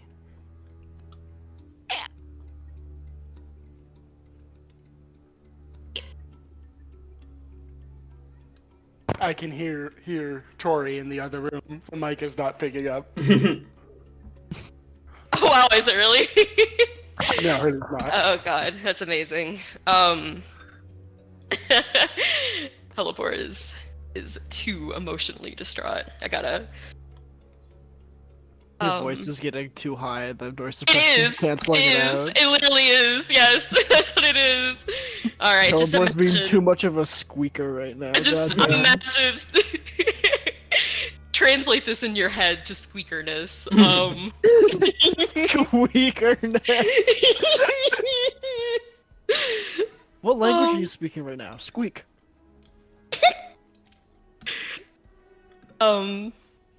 But yes, she will. I don't even know what was said last. Oh yeah. What? I mean, I've always been myself. You could have. I mean, if you just wanted me to leave, you could have just told me to leave. I would have left. It would have broken your heart. Yeah, that did too. But it made you stronger. Much stronger than anything I could have said would have.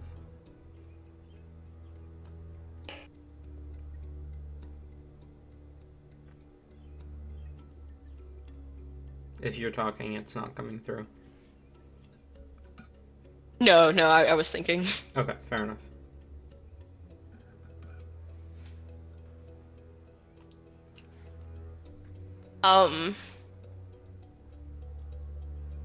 Heliport, I can. Tappy made me indulge. So now I can like appropriately like put this as a reference that like I feel like she is like the fucking like Pomni levels of existential crisis right now. Like Amazing. I literally just showed her those episodes. Yeah, like right before. But yes, that is what is occurring. She just thinks for a moment and then like looks back up. What are you doing here? Who are you making the contract for?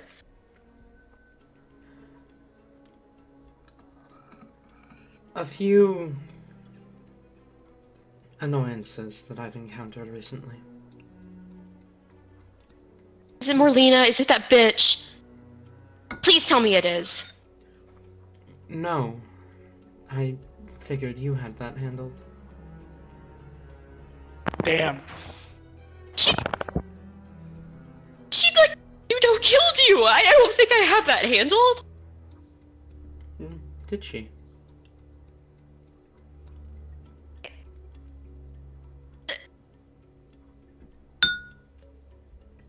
My goodness, is she actually takeable this entire time and I've just been overestimating it? Well, she's certainly a threat. Don't go running in and getting yourself killed immediately.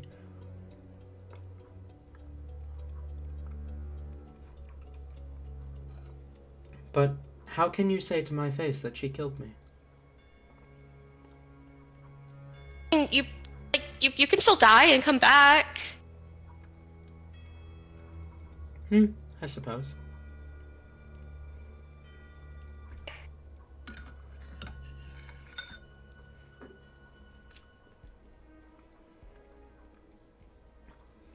Besides, My freaking goodness, my mind is blown. I met Harbor? Like, she told me about you. did she now? Yes! Your life was awful. You should have told me. You should have told me. It's my job to make sure you have a better life than I had. Not to make sure you know how bad I had it. If I knew how bad you had it, then I could appreciate the fact that my life is amazing in comparison. I don't need you to appreciate your life being good.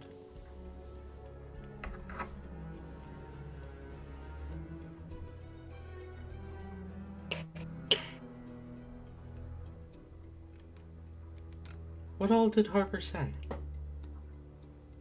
Like that, you know, like, you were like a person, and like you were just existing, and then like you got your name stolen by an asshole, and then like she named you, like, you know, that's like not like your name, it's just a name, and then like, you know, like obviously like from that you became like, you know, amazing and perfect, and then like, yeah.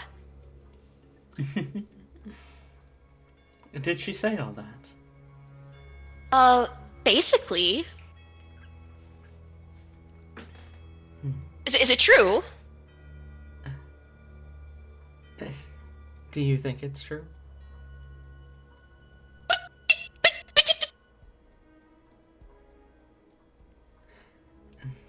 Look, Halibor, why don't you introduce me to your friends?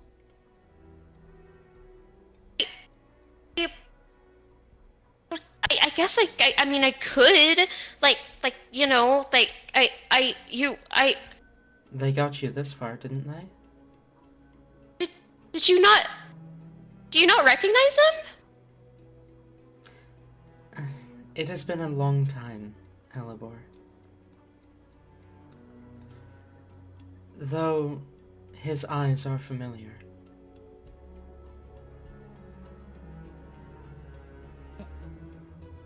Wait, so wait, do you not remember who that is?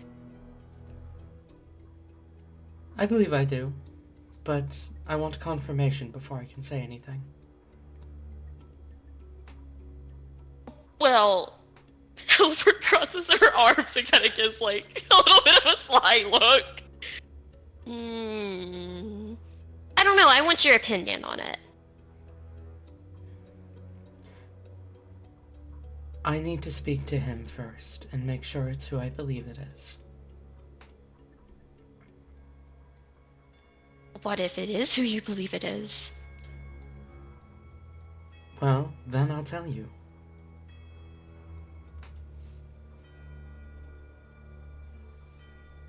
Isn't that insane though? That's like the biggest coincidence ever. It certainly is quite a coincidence. I did.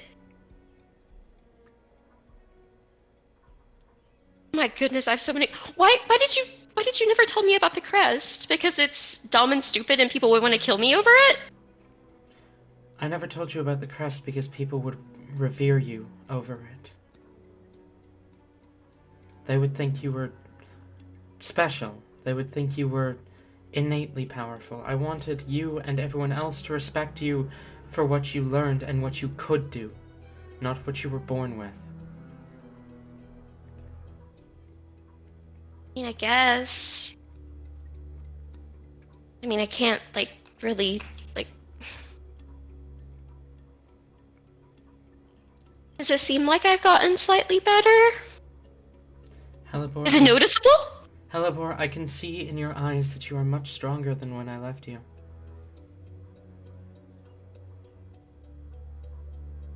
Yeah. I mean, I could have just killed someone with you, though. You could have been there for it.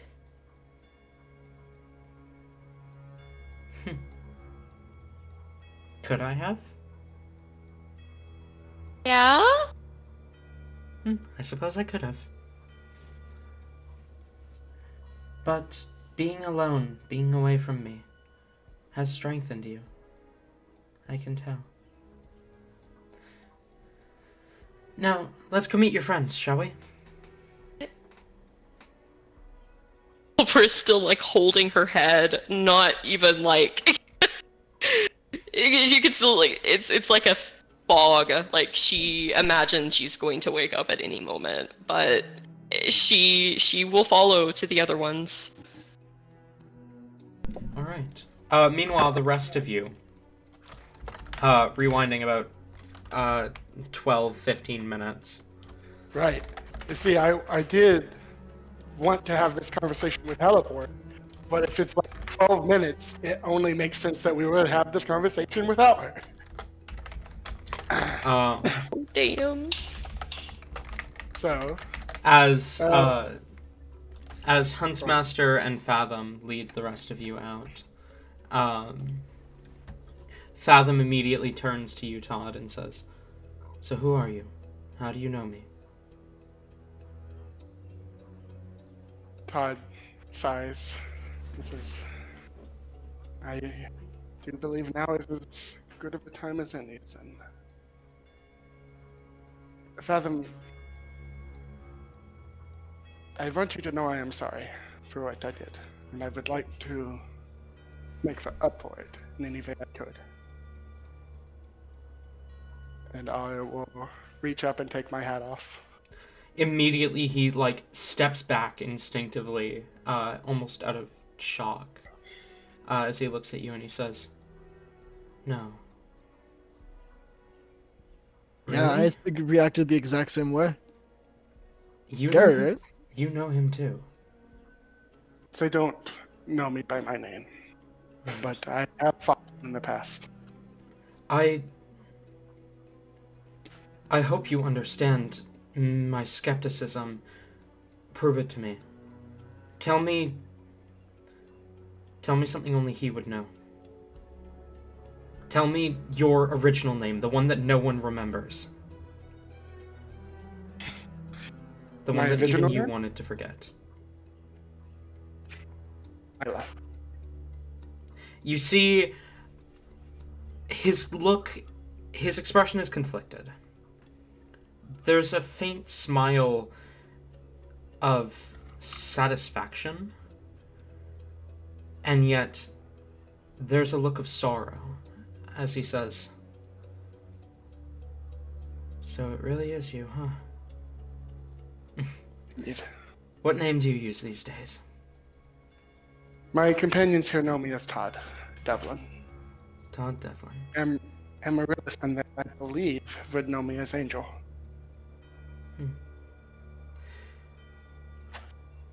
Angel. It was that one I did not select. That one is what the locals told me. I see. An ironic name, given Indeed. everything. Especially with what they know us as now. Right. I am. So, Oh, I was about to say the forbidden word. Oh shit! I imagine there is a moment where I choke up. I go, oh, and then look towards the Huntsmaster, and then shake my head. It's like, I am proud at your reaction. I thought that there might be anger.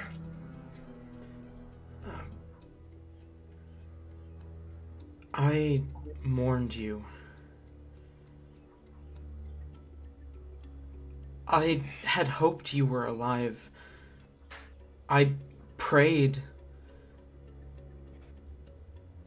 Wait. Does this mean I was right? About You what? killed D-Ray and decided the hunt was over.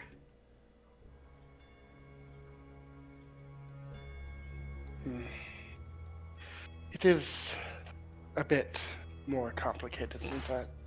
I do believe I look to Fernick and Rain, who I imagine are very confused. A little bit. Rain? Is muted. But probably confused. Ayla! I am Wow. here. You guys are just cutting out poorly. But no, I am here. Rain's reaction to all this is he's trying to keep a very unfazed look at everything that's coming his way. This included, he's just standing there trying to gain as much information as possible without interrupting the flow and momentum of the conversation. I see. Then I will look at Huntsmaster and try to gauge whether this information matters to her at all. She is not paying attention whatsoever. And I will look back to Fathom and say, I believe my companions deserve an explanation. Do you want to give one? Because I know you. And you're not one for giving what people deserve.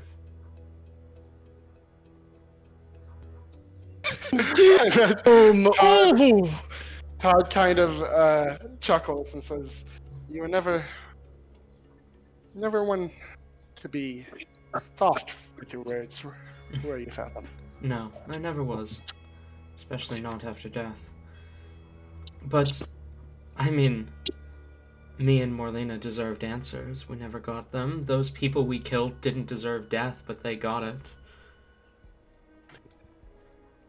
You've never been one for giving people what they deserve.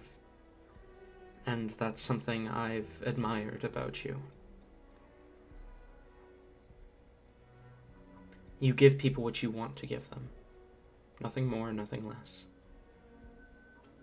So, do you want to give them an explanation?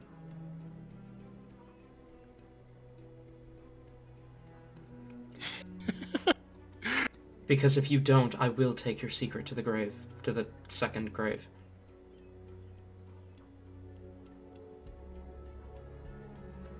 I look to Fernic and to Rain again. Perhaps these are great.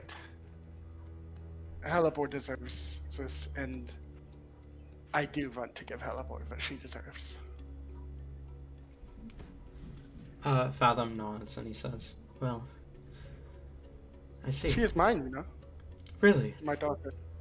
Yes. You're a father, then? I am a father of many. I have had a long, eventful life since we last spoke. I, again, apologize for... I did not intend on our last meeting to be our last. I understand. But... I did not kill D-Ray. So... And she did not kill me. There was no fight. I see. But I decided enough was enough. Or, I began to decide. I needed time. And so I left. And because you never gave us word, me and Morlena couldn't decide what had happened. She continued. She decided that you had died. And D-Ray fled, not wanting to face the rest of the hunt. She took up the mantle of Voivode after his disappearance as well, and continued the hunt in the shadows, quietly. She had to spend a lot of time rebuilding after what I did. Because I thought you had declared the hunt finished. After Voivode's disappearance and after what occurred in the throne room, I thought you had left because you were done, because we were done. So I disbanded what members of the hunt I could. I set free thousands of vampires upon the land to roam as they wish. Many remain in hiding to this day. Others, well, many perished, and others became what are now known as vampire lords, and are the reason that vampires are feared. Indeed. I met many of these lords. I did not intend for that outcome upon freeing them, but I Alright. will not ever yield on that I did the right thing. I believe our lives, more than anyone's, proves that our intentions do not matter. He sighs. Yeah, no, I suppose you're right there. Merlina still lives. Well, as much as we live. She still continues the hunt. I am aware. I am well aware. I fled the material, but I still have contacts there. I don't know most of what's going on, but I've been having them keep an eye on her. In the meantime, I found my place here.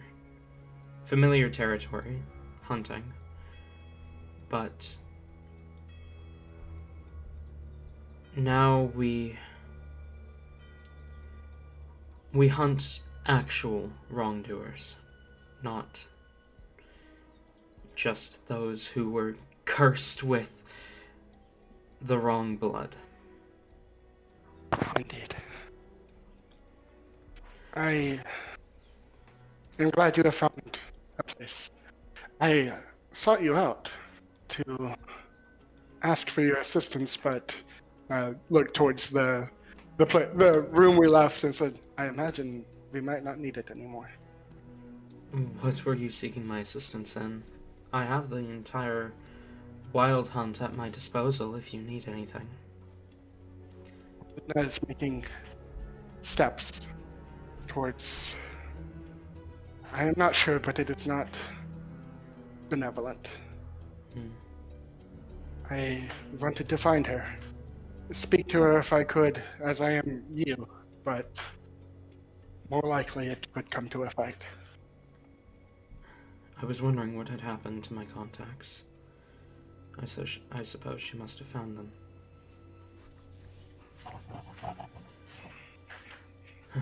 I haven't heard anything in the last decade. But until I had heard news that she had died, I was going to continue acting under the assumption that she hadn't. Celebor's seen her. I suppose that sets it in stone, then. Morlina Fallant, Voivode, Princess of Death, still lives.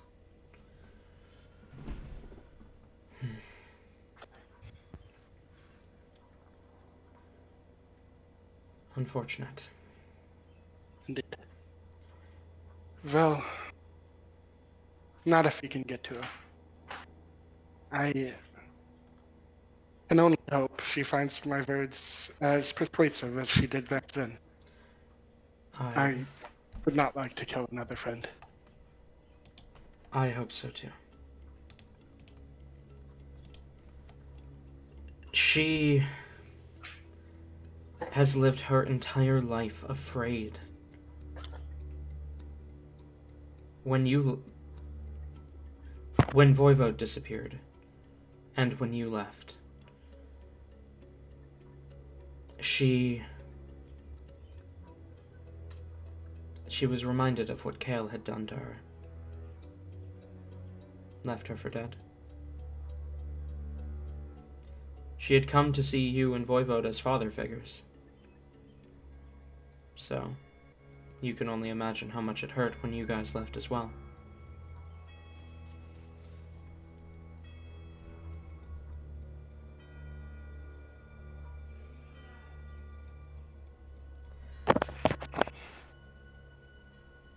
She's afraid, but I assure you there is still good in her.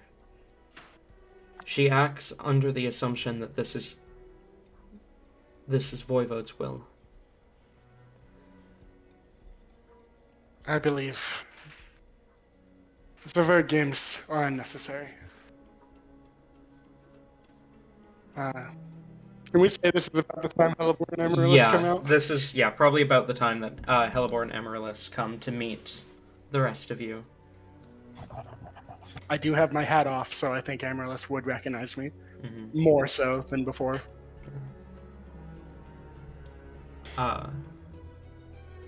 As the two of them step out, Amaryllis looks down to Hellebore and says, "Well, will you introduce me?" Alrighty. I want to like pass this. Like, can I guess can I insight this? Like, does this like the behavior, what she's been saying, does this seem in check with Hellebore's mom? You can, if you would like. I'm not sure why you would insight check your own mom on whether or not she's your mom, but Can't be too careful. This is the fair one. Amaryllis God, would be it's a so mimic. frustrated to find out that you're doubting her. Okay, she carried you for 9 months. Stop! No, don't even. Do not even. anyway, I swear what's to that God. roll? I'm gonna guidance this. So that is a 24. Yeah, I mean, this is exactly as you remember her. Okay. All right.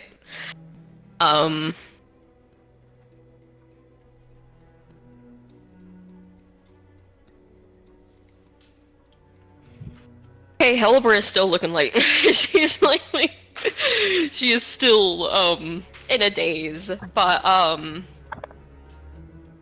she will still kind of like struggling to speak, like gesture toward them. She'll point at Rain first. This is Rain. He's my best friend. And then this is Fernick. He's my best friend. And then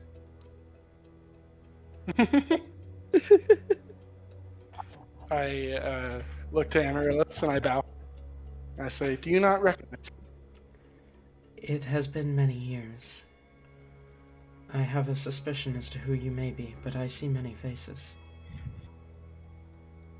I believe it was only one night we know each other. This is understandable. I believe you knew me as Angel. Angel. But I have many names, and I believe it is time for you all to learn one of my first ones.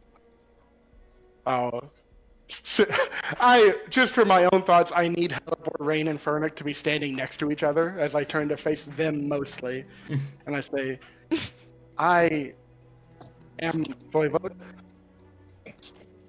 or the Prince of Death, or Mortem."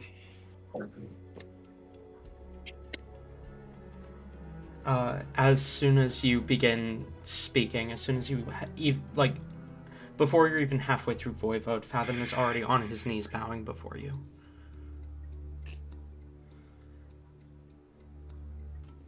Like, the Mortem. The Mortem, yes. No. He's trying so hard to keep his composure and everything, and you see, for a brief moment, everything just breaks, and he takes a moment to kind of regather himself before going back into that unfazed teenage angsty glare. I like to imagine there's like a couple seconds of him just like cackling like a hyena or some shit, and then just dead silence.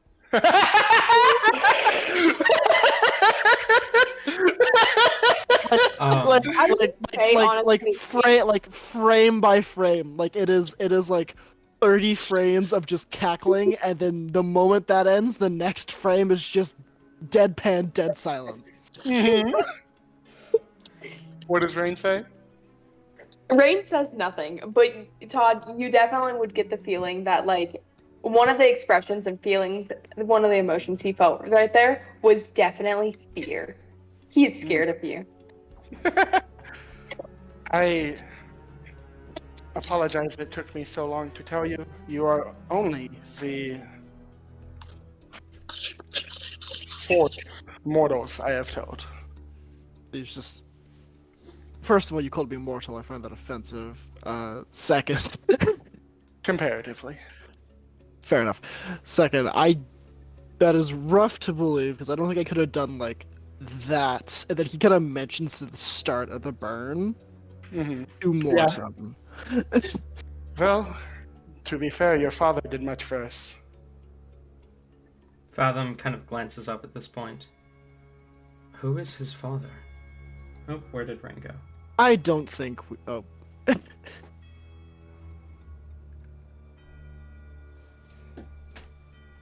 Rain fucking died. Yeah, Rain is like. Rain was so scared he disconnected. Rain's fear shook so hard he somehow transported himself back to the material plane. Rain is fucking gone. Did Furnick ever like mention who his father was to the entire party, or is it still just like? I do not believe he did. Okay. I think that was just to Todd. Mhm. Yeah. Because I feel like it was a thing only Todd knew. Mm-hmm. Because that like will drastically change what he responds with. Yeah, I'm pretty sure that was not something said to the rest of the party. Okay. That's not really important right now. He's old. He's gone. We don't need to worry about him. Right. Right. For reference, Helipor is like you've lived millennia, and I doubt that you've ever seen anyone look this brain fried. Too much just happened to her. Too fucking much. Classic, like completely like red boiled face steaming, just sitting there, just nope, we're done. I need a moment to lie down. And I mean, she's listening, but like, I mean, literally, like, someone's gonna have to shake her. Like, Elabor.exe has stopped Like, responding. she has mentally plane jumped. The Happy place, only- happy place, happy place, happy place. the only other person I have ever told was my late wife Margaret. Was what? My late wife Margaret. There we go. Thank you. Nope, You can't were- do that. You were glitching and jumping all over the fucking place. Kira. I always get them mixed up. Kira, who we met before, also knows. As far as I'm aware, Fathom kind of furrows his brows. You've spoken with Kira. yes, he, I believe, came to slay me, but through talking to me, changed his mind. I do not believe that he would have come to kill you. Do you not know who he is? Do you not remember him? Do I not? You don't. Him? You do not. I believe I only met him after my wife's passing. No. No, you knew him long before any of this. I suppose he has changed since then. He's taken on the mantle of his father. If he appeared before you, it wouldn't have been to slay you, but to warn you your time was coming.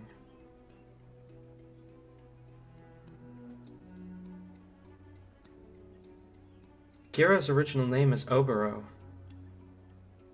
That name you do recognize. Obero was one of your generals. More specifically, the son of Aurelios. Oh shit. Todd kind of laughs. This is Obero. I'm happy to see that he is alive as well then. I have been feeling that my time might be coming to an end. However, I have been feeling that for the last 3,000 or so years. So I did not think much of it. Obero was as alive as you or I, in a different sense of the word, but still. He still walks the mortal plane, but he is a reincarnation of himself. He is... Do you remember what would happen to Aurelius's chosen when they would die? Yes, they would become crows, yes? Mm-hmm.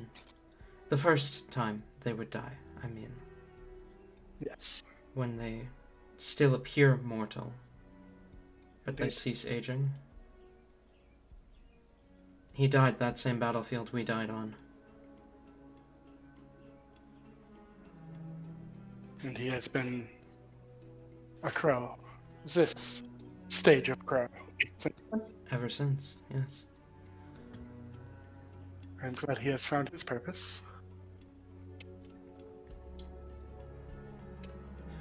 I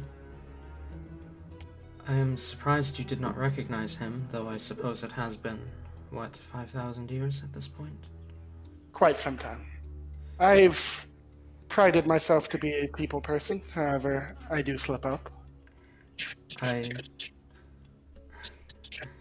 I suppose he also probably didn't want you to know if he didn't tell you. Indeed. I can't see why that would be, though. But you know now. And you're here now, and... My lord, it has been... I am sorry that I have not the words. Please, Fathom. It has been far, far too long since I have been anyone's lord. You do not need to call me this anymore. Right, of course. At this point, Huntsmaster speaks up, kind of having started paying attention to the conversation since you called yourself Voivode, kind of glancing at between Fathom and you, as she says, "I don't have competition, do I, darling?" As Fathom shakes his head and says, "No, Huntsmaster, no. My loyalty is solely to you." And I would not dare shake that.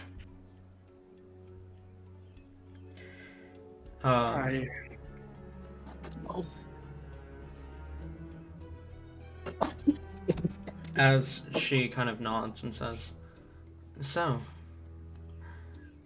the material hunt, then. 2 hunters in the same room.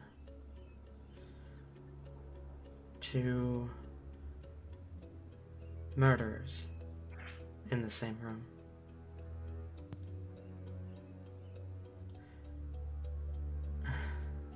The ultimate hunt, wouldn't you agree, Fathom?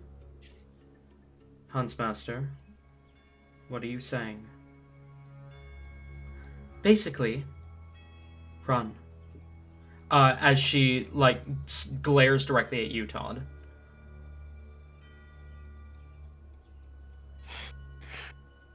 You wish to do this now?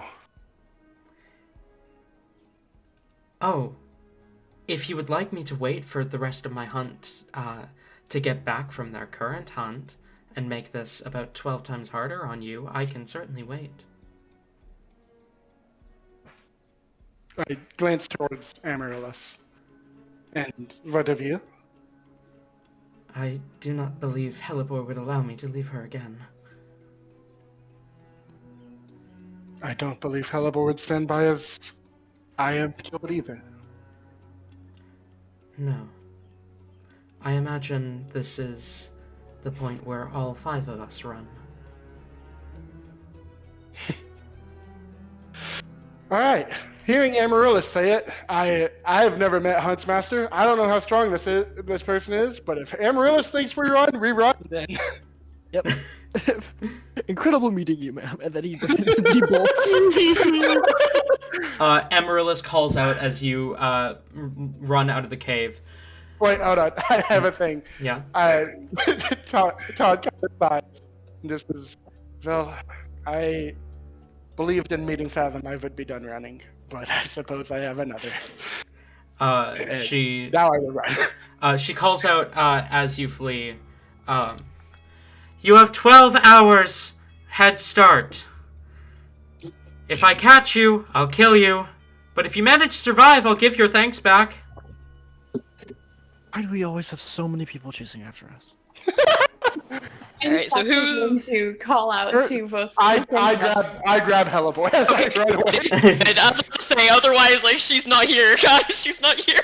Yeah, Amaryllis was also going to, like... we grab Helleboy at the same time. Yeah, both Amaryllis and Todd. But Fathom grabs Hellboy, we just like hold her up on the desk.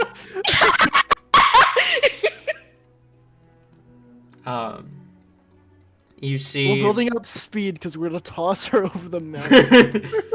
You see Fathom kind of reaches a hand out towards you, but he doesn't run after you. He watches as you run off.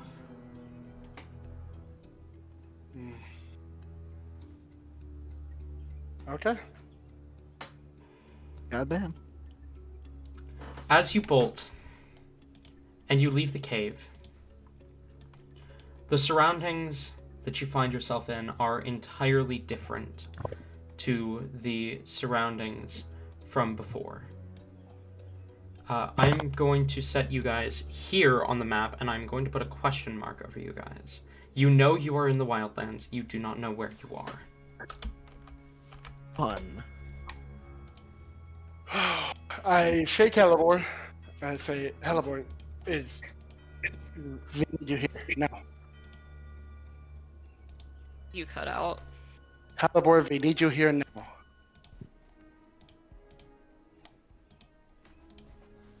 Are we still running, or do we find a place? Is she still being carried around?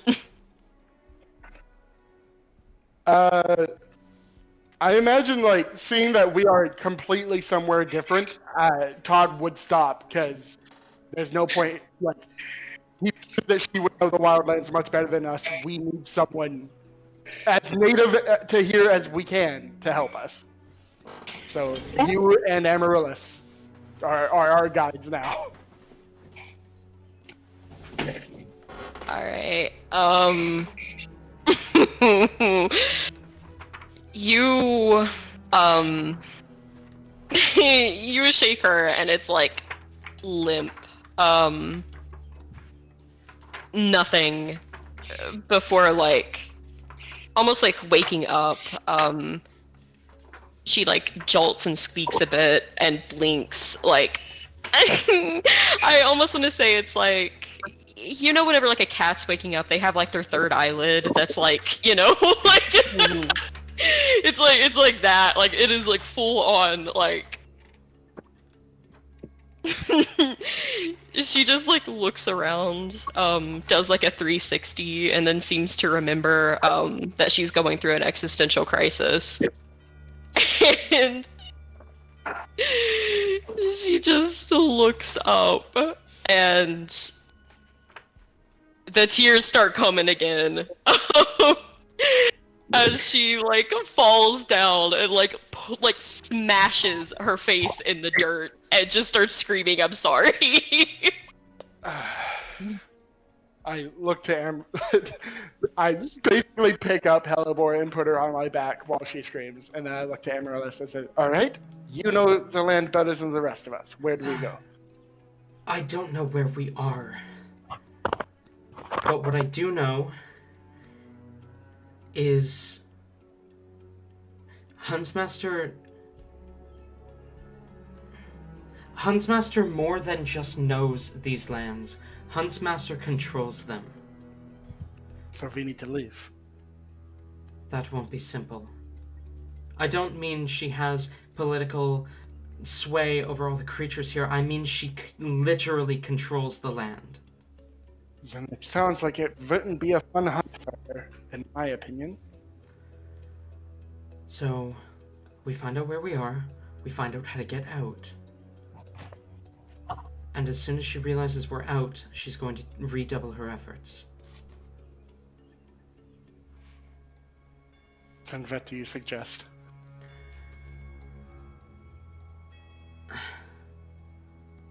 I suggest trying to find a way out, trying to do the impossible. I've done it before, haven't I, Angel?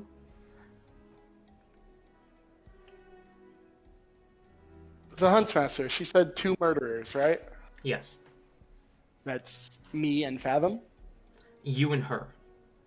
Ah, me and Amaryllis. No, you and Huntsmaster.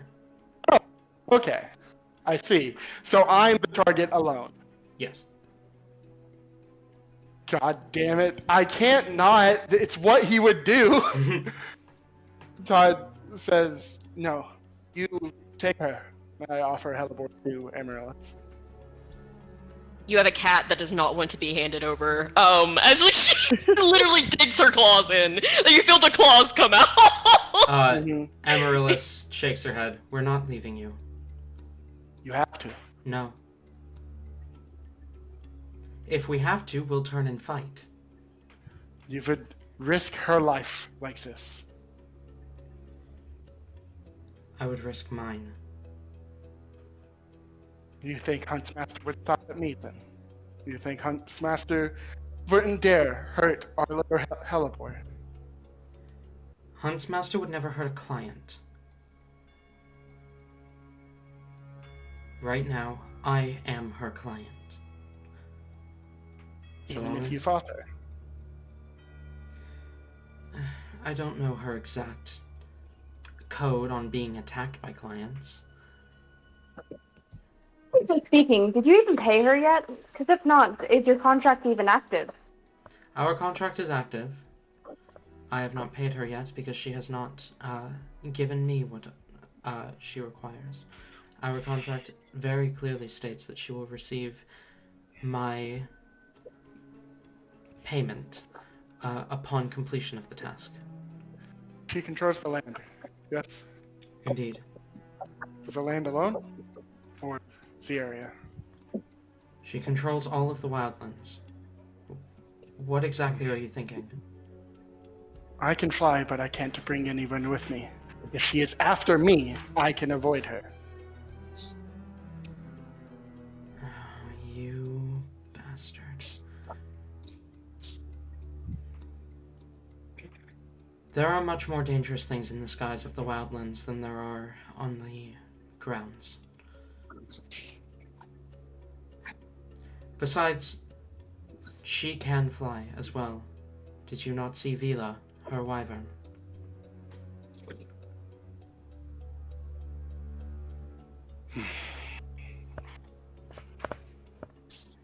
I don't. Frankly, Amaryllis, it has been some time, so you may not know me as well as you think. I do not care if I die. Well, it seems like my daughter does, and if she does, then I do.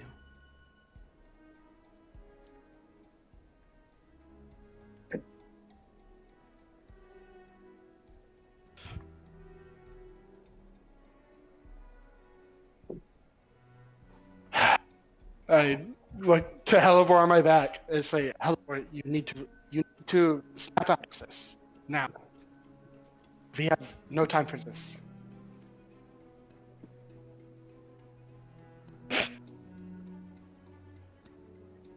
Kind of like jolts and like almost like a dog that has been scolded. Like her ears go back, but she looks. No. No. Like, literally, no. No. No? Oh, well, I mean, I'll stop until we get out of here. And then, like, I have, oh my gosh, like, I literally tallied it, and I have, at least 145 talking points that we need to cover. But, yeah, that can wait, but, like, the talking point number 1 is that you're not going off alone because I don't want you to die, so you're not going to do that. We're much safer with Mother anyways. You should not go off on your own. That is very, very silly. Very well. Then I will move to set Hellebore down and say the two of you are leading us. Where do we go? Well, Hellebore, lead the way.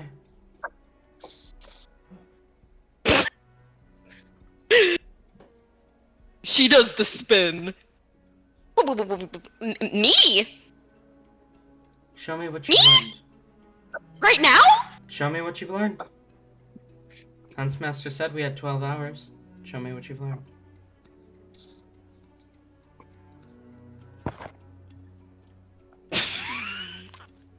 Fucking savage. Alright, Hellebore starts,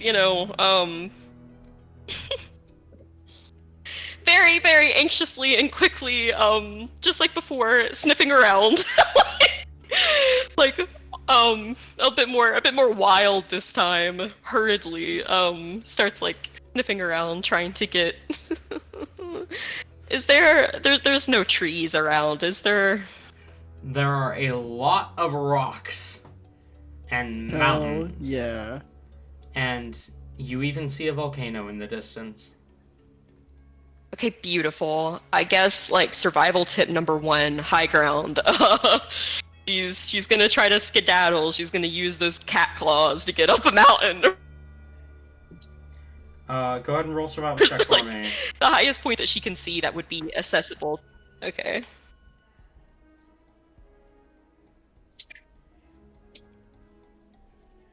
Let's see.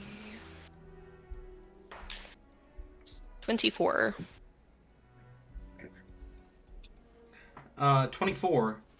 You immediately begin to scramble for high ground, searching and scanning for ways to ascend, leading the party with you.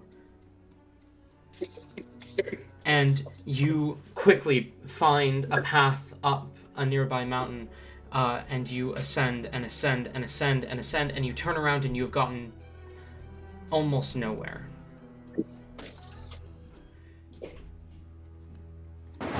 You turn back and continue to move up. You've made progress, but it is The fucking Super Mario 64 stairs. I was about to say. it is slow progress that you make. That lightning sounded like it was literally right outside, Tori. Mm-hmm, yeah. Like I felt the impact. Mm-hmm. Is there a thunderstorm there? Yeah. Yeah, there is. Um, I guess if it seems like we're making progress, she's gonna continue. As you continue to press on, suddenly you are at the peak. All of us? Or just All of you. You are suddenly at the peak of the mountain, as though hours have passed. You glance at the sky, and judging by the position of the sun, about 10 hours have passed.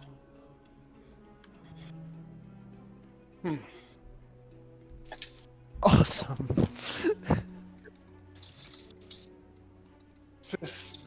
I do not think hours are a viable form of measuring time here. No, they aren't. I wondered what Huntsmaster meant when she said that. I suppose this is what she meant. So then, we don't have a lot of time to get anywhere else, do we? We have a good vantage point, at least. Well, I ready my weapon. And say, Amaryllis, I never saw you in battle. Some part of me looks forward to it. Touche, Angel. Touche.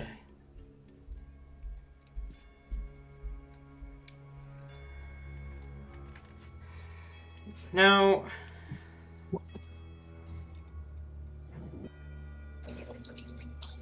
Can I have? Like, Go on. like she's just like looks like a look of absolute panic. I just want to say like Elibor has like a definition of anxious girl this entire time. Like she's been like mumbling to herself, like freaking out, like she's got to show off, like she's completely like, oh my god, guys, why am I responsible for the lives of both of my parents? Like she's freaking the fuck out. Like, I imagine at just- this point, Todd has just sat down. He has accepted. He is looking out for if they come. Elibor's basically bouncing, like just nervous. She'll look at her mom. Could you just like teleport us out of here or something? Or like like we could like ride you and like you could fly and we could like go somewhere. Amaryllis kind of purses her lips. She doesn't immediately respond before she says, I've used a lot of my magic today. I would need a rest.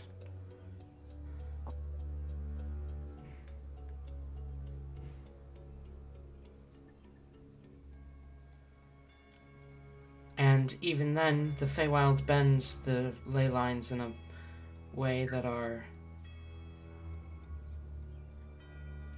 difficult to manipulate.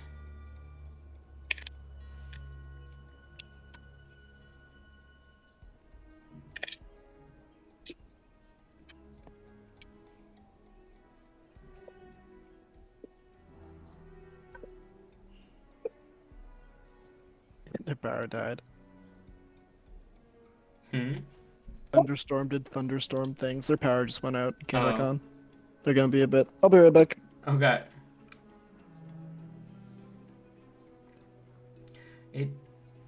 It honestly might be a bit smart to call session a little bit early, if they've got a thunderstorm going on. Not only that, but with how things are looking, we're about to get into big stuff right now. Mm-hmm. I think it makes sense if you want to. Mm-hmm. I don't know. We'll That's talk okay. about it. We'll talk about it when they get back. Now, granted, Rain's done jack shit all session. And whose fault is that?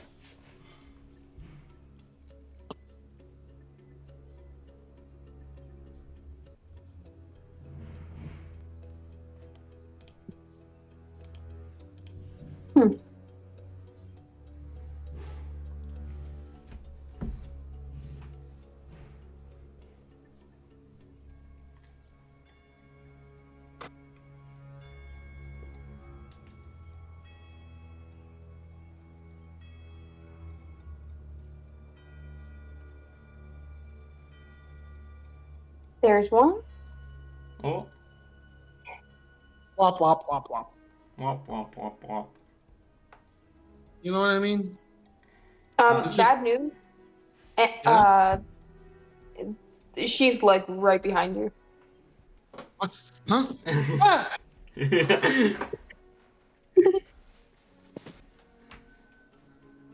Wop, wop, wop, wop. We were, Tate stepped away because you guys fucking did thunderstorm things.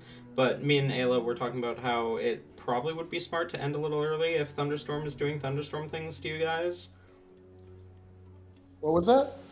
Me and Ayla were talking about that it's probably smart to end a bit early if Thunderstorm is doing thunderstorm things to you guys. Yeah, that makes sense. So we might call it there. It is turning back on right now,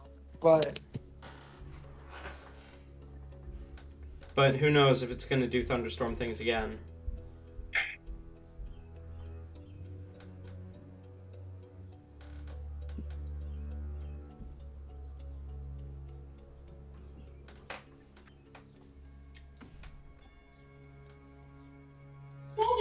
Troy really wants to continue session. Wah. Wah.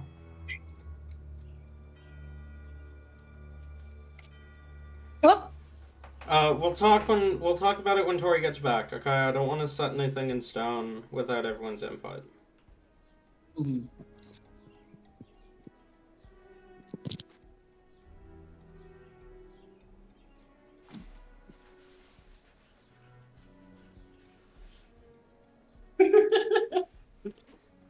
Tori has been looking forward to this session so much.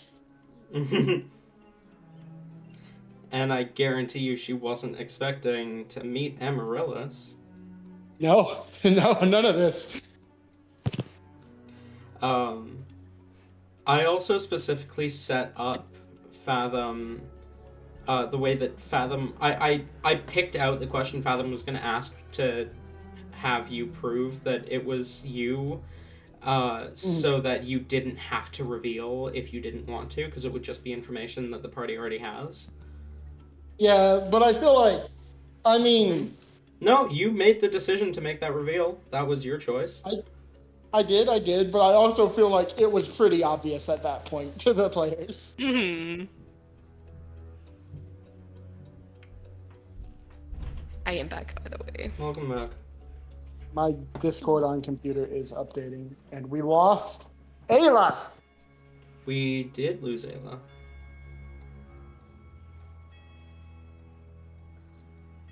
I don't know where she went.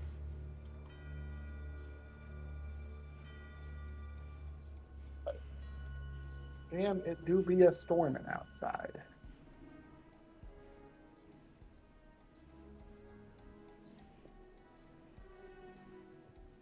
Hey, while we have a break here, Talon, look at these. Look at what? I'm sending. Ayla said to continue without her for now.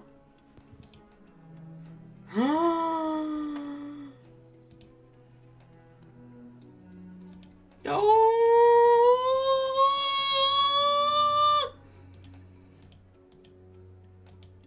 That's the right hair color, right? It is, yeah. Okay, I just wanted to make sure.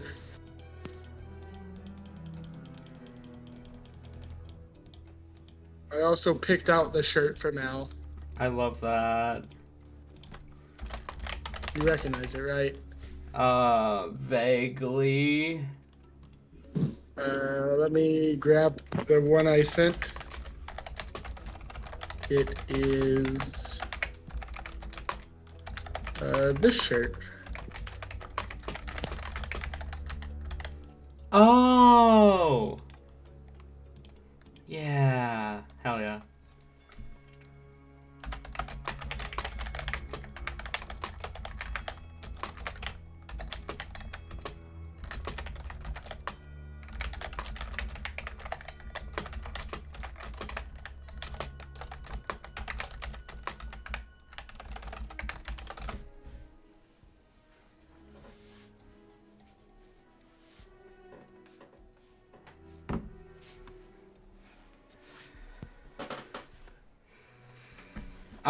Okay. So, I guess we are continuing then. Ayla did say to continue without her for now. And to my understanding, Tori is very adamant about not calling session early. What? Who the fuck said that?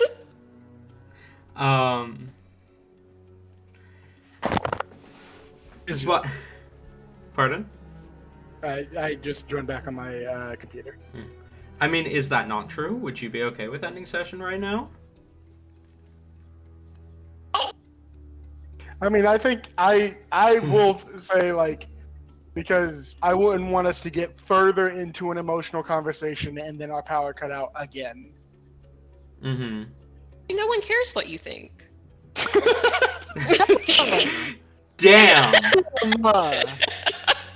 We just witnessed a domestic murder. Yep. Yeah, not domestic abuse, domestic murder. Goddamn. That's rough. You're just gonna sit there and take that? It's like this every day, guys.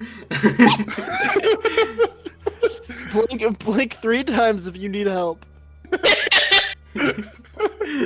Tabby, you can't say shit like that on stream. Streaming. Especially if you don't mean it. You can't say shit like that on stream, especially if you don't mean it.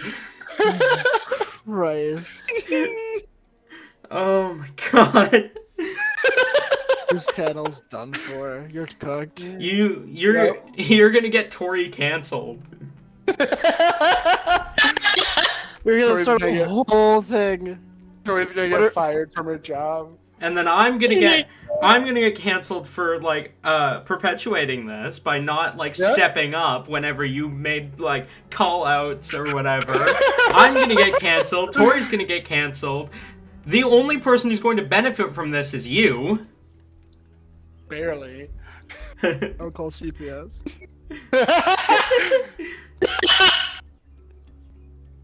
We'll get you out of there. Thank you, Kate. Of course, I got you.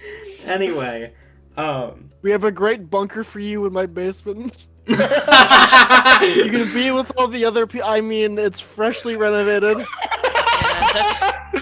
Don't worry, guys. That's already where I keep her. I knew it. I'm on my way. I actually work for the FBI. I've been stalking you this whole time. And you've given me sufficient evidence. You're done. You're cooked. So anyway, I'm coming over with a. I'm just saying, Tori. It feels like the vibe has already been moved into a more comedic space anyway. And it's all started with domestic abuse. You're a goon. That's all I have to say on the matter. Is you're a goon. I need to be right back. When I get back, we will continue. Okay. Whoa! I'm just gonna call from the mods. you need to turn this shit off now. So much is happening in the industry right now, you don't even know. You have to stop.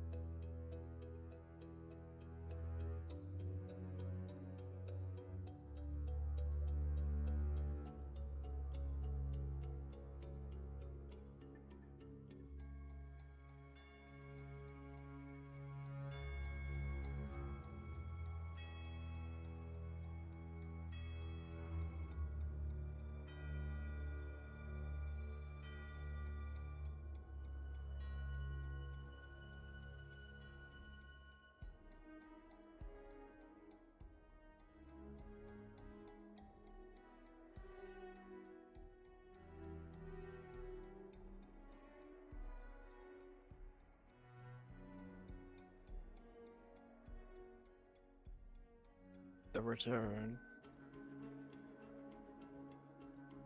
Welcome back. Glad to be back. What I miss? Domestic abuse. The first thing I heard when I sat back down was domestic abuse. Yeah, I'm just filling Ayla in on what happened. And why Tori can no longer attend sessions. And why Tabby will be away for a bit.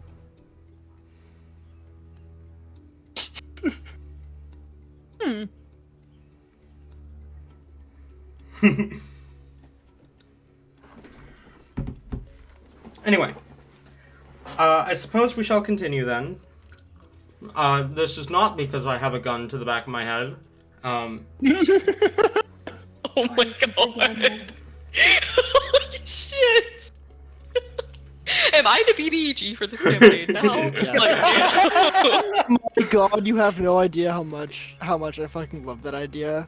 The Hellbore slowly becoming like No, not BBG. Hellebore. Tori. Oh, Tori, my mistake, of course. Tori is the BB. How could I be so foolish? I'm so sorry. You know what? Imagine- I'm down for that. I'll follow Like towards the- the ends of the earth. Imagine like a very meta campaign where like the very last session, one of the players takes over as DM, and the DM has to help the other players fight the DBEG. That would be fun.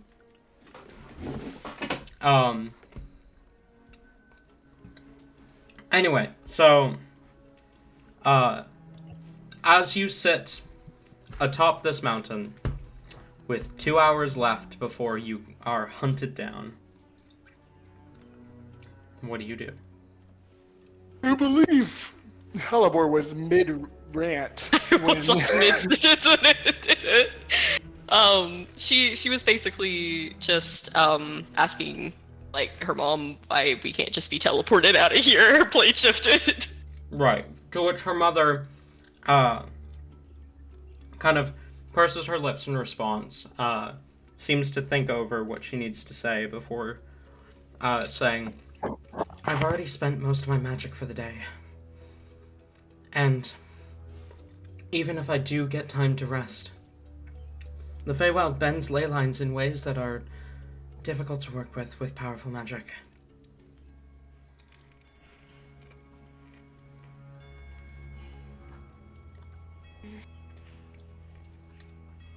Can I at least get a lay of the land up here and kind of get an idea of where we're at within here, maybe?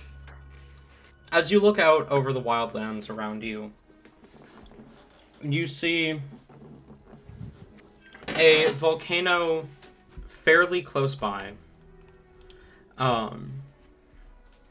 You see water towards the base of one of the mountains that you're at. Or towards the base of the mountain that you are at. You see to the north,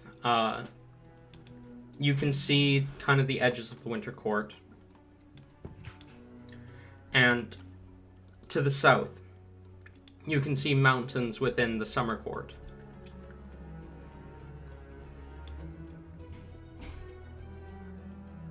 Okay.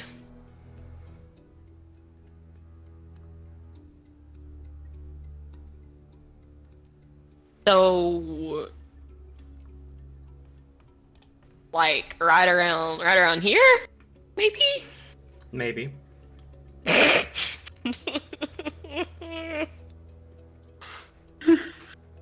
All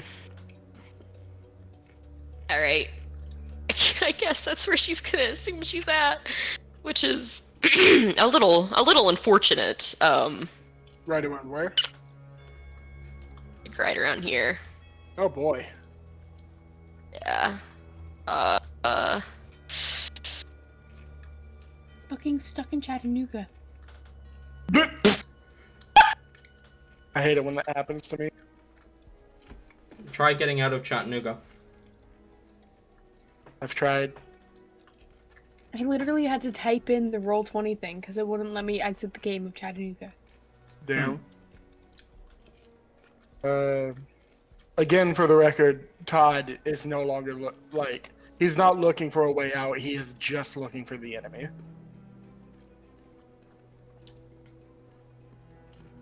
We reckon that we have like 2 more hours, I suppose. Give or take, yeah.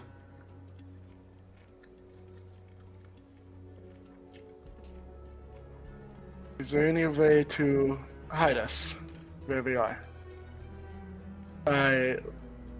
Do we have tiny hut in this campaign? I forget. No. Oh right, our wizard.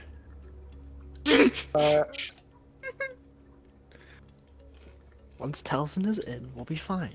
Halibor. Halibor, could you not do the same thing you did when you transformed? Could you not change the terrain to hide us?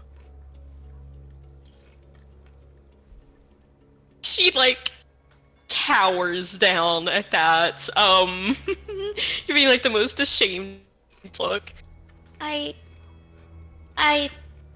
didn't really ask if I could do it today or not. I usually only do that like when I'm gonna transform, but I don't transform here, so I didn't do it. I'm incredibly sorry.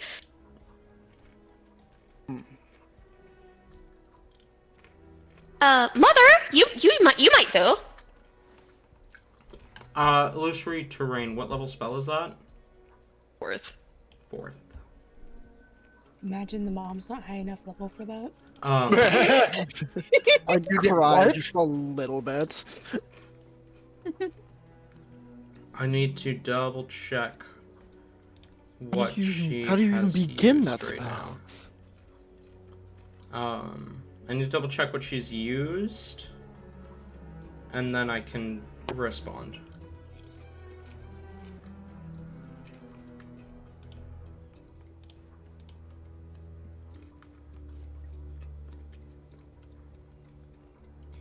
I just want to say, Rain is a very useful wizard. He knows the fireball spell, and he casts it splendidly. Yeah. He knows the fireball spell, and to demonstrate, he casts it on top. You see she, kind of thinks for a second before she nods, and she says, I should be able to, yeah.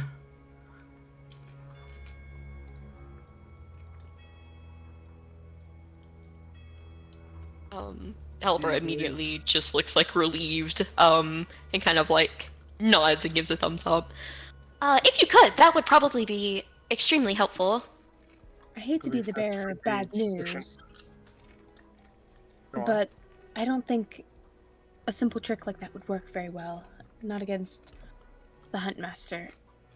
If they do, in fact, control the terrain, they'll more likely than not know when it's being tampered with or if something is off. Not only that, but all magic gives off this sense. So, we need backup plans in case this falls through. Indeed. I believe our backup plan is to fight. Yes? Fight the Huntsmaster. You have another suggestion? No. Nope. It sounds like Insight. Insight. Roll insight. I don't trust that. Holy shit, what are these fucking rolls today? 22. 15. Both of you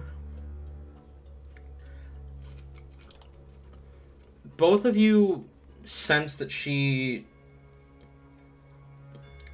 not exactly lying, but she doesn't want to fight.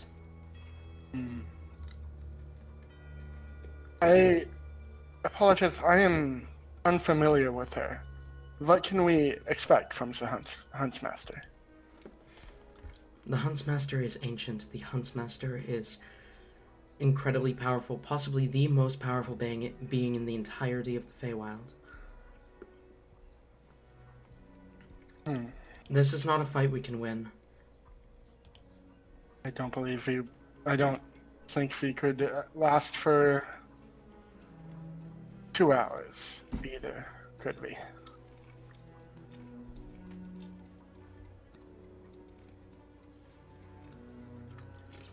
It was that you had a 12-hour head start. Right. And wait, she gave us a time frame for how long we can last, right? No, she just said if you survive. She did Okay. not say anything more specific than that. I see. Okay, I thought she was hunting us right now. So No. she hasn't even begun. No.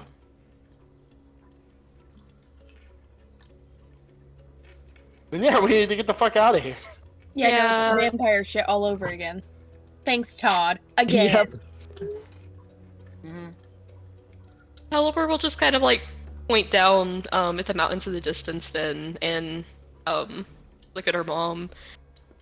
Why don't we just, like, you can fly and we can ride you over there or something? I mean, I think that would be the best thing. I don't know how else we could, like, travel more quickly. Unless... Do you not have, like, any plans that you can go to right now? Or, like, you know, we could, like, wind walk maybe.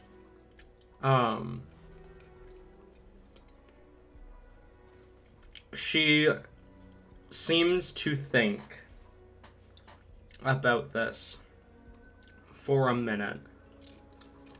before she says,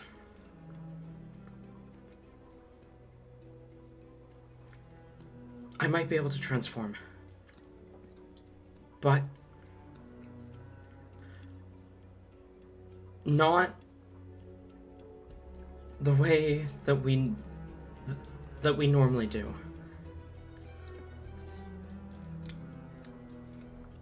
Why? Like I said, I used a lot of my magic already today.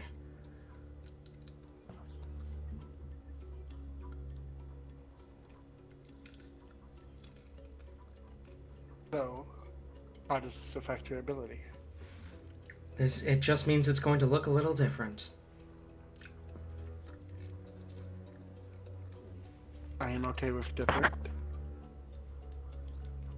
That was more so a warning from my daughter.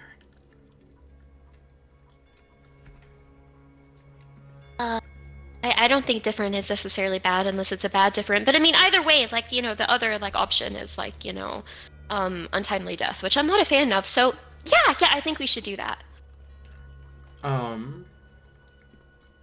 Okay. You guys are level 7, right? Mm-hmm.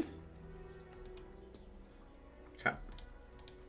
So we're gonna die in 2 hits and not 1. Got it. Give me a sec. Because I need to find a thing for her to transform into.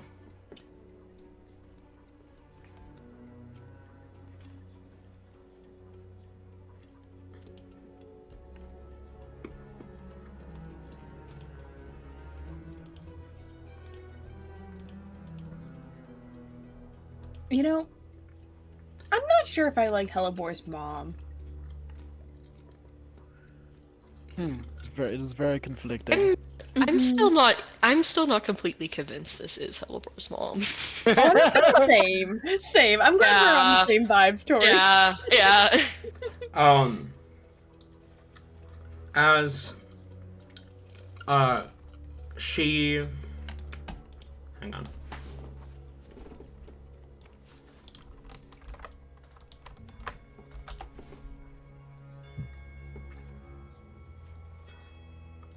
Okay. Yeah, no, this works.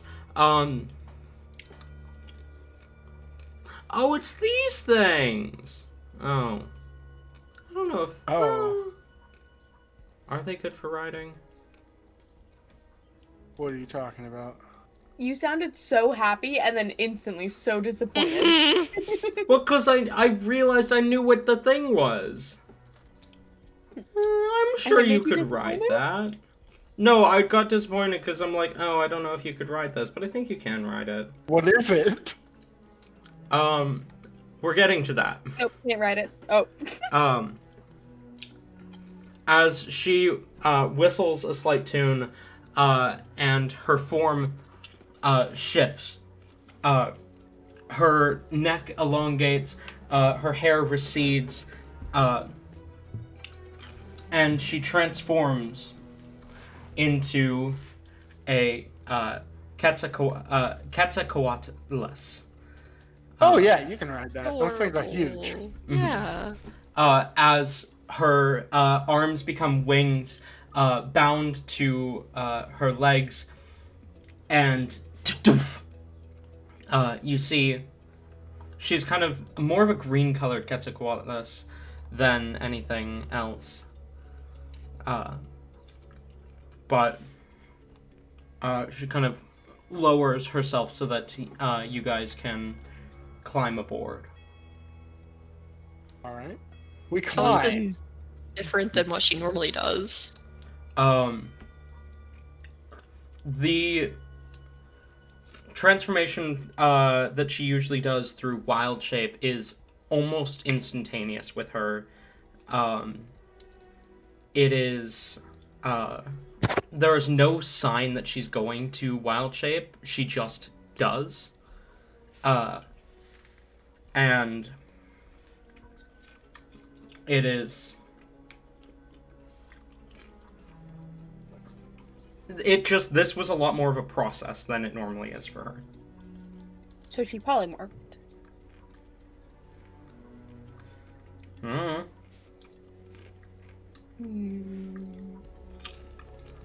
Teleport? I don't think this is your mother. Say that. Rain would not. Rain would not. Now Rain is skeptical, mind you. But no, Rain would never. That would be so cruel. I mean, me at a character, I'm just like, this is so fucking sus. But I'm fully convinced God finally gave in and gave me a mimic in a campaign. What? Ayla's been pestering me about turning things into mimics for as long as I have known her. How could I be so foolish? It's Ayla, of course. Yeah, she's trying to get me to put a mimic in a campaign, and I genuinely don't think I've put a mimic in any campaign since I have met her. That's good. Mimics really are funny. great. I mean, come on, God, have mercy. Do it once. Fuck you. So do we ride over to this place? As you climb aboard the Quetzalcoatlus, known as you climb aboard Amermeratlus, Yep.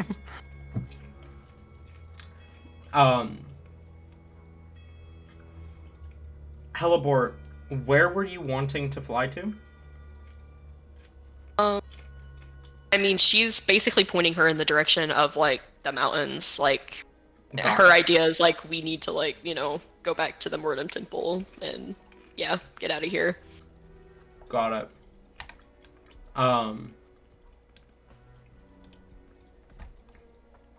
As you climb aboard, she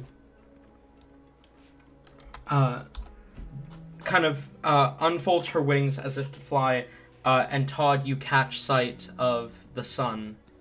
Well, the sun set. Another 2 hours have passed. The hunt is on. With that being said, can I have you all please roll initiative?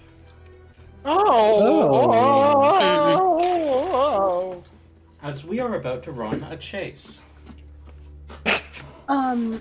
I I know it's a little silly, but hear me out. This big creature. Mm-hmm. Can Rain cast invisibility on it? And since technically we are being carried, can we also turn invisible? You do not count as an object being carried. Fuck.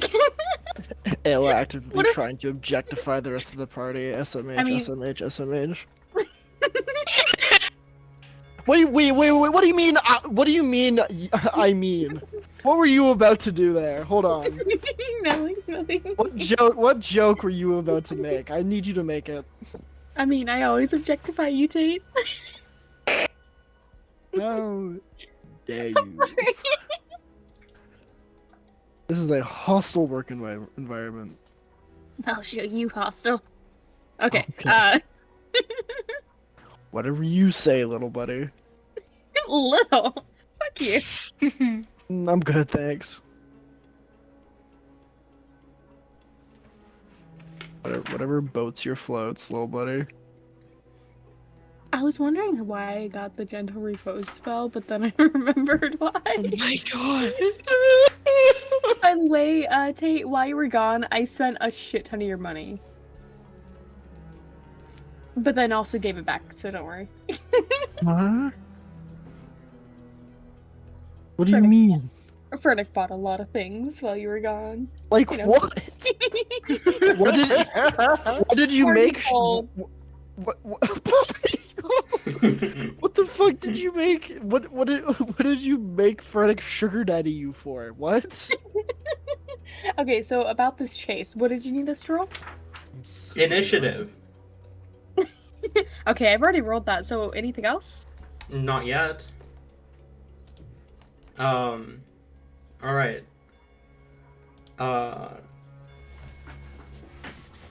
Give me half a second. I don't actually have What? Alright, half a second. Huntsmaster's sheet open. Do you have it open now? I do now. You have it up and now. Yes. Okay. 25 to 20. 22.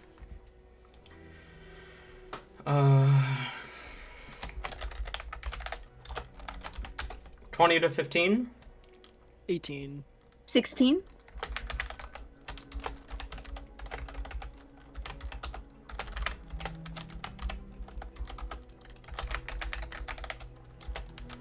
Todd. No, please keep going.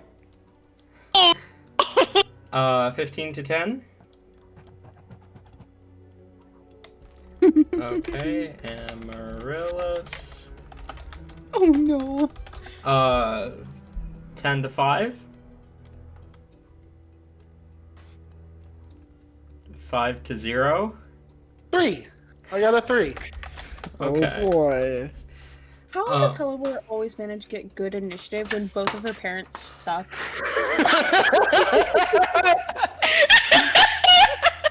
Hellebore, is it possible you were adopted? Listen, this may not be the real mom, guys. I don't know what to say about the dad, though, but... Because we all know good rolls is genetics. Okay.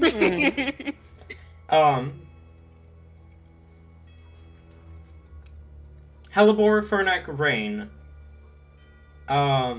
You three all get a turn before Huntsmaster appears. Like, before she becomes visible. Strategic, because I can't do shit before she appears. Is there anything you guys want to do? Hellebore will use, Pass Without Trace to make them seem less noticeable, at least. Okay.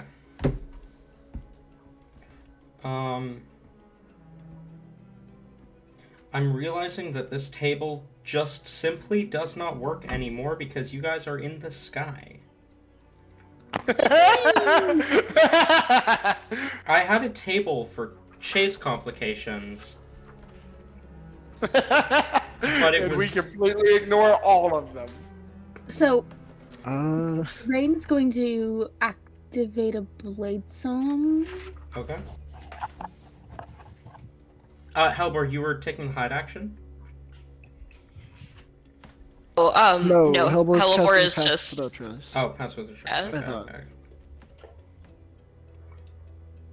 I knew it was something to be less noticeable. I couldn't remember what exactly. I should probably change the music. What can I do?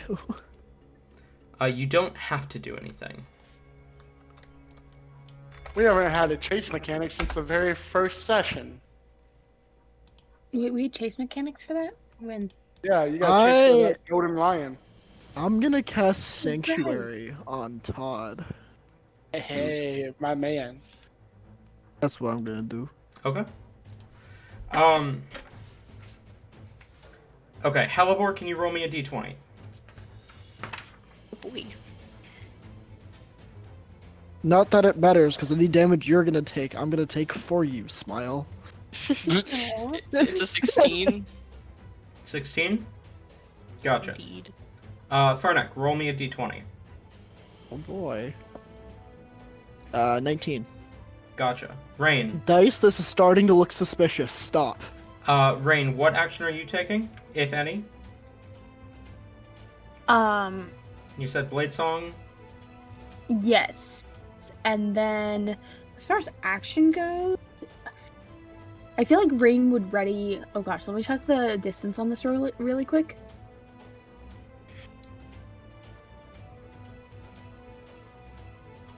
When they get within range, Rain...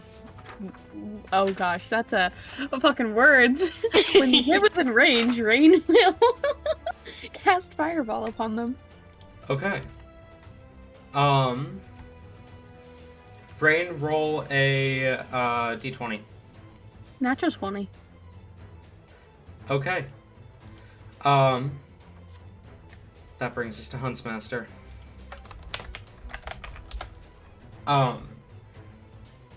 As she appears over the horizon, atop Vila, her wyvern, suddenly appearing from the mountains, and taking to the skies. I'm going to roll a perception check for her, and I'm going to essentially rule this as passive stealth for Amaryllis. And she gets a 23, which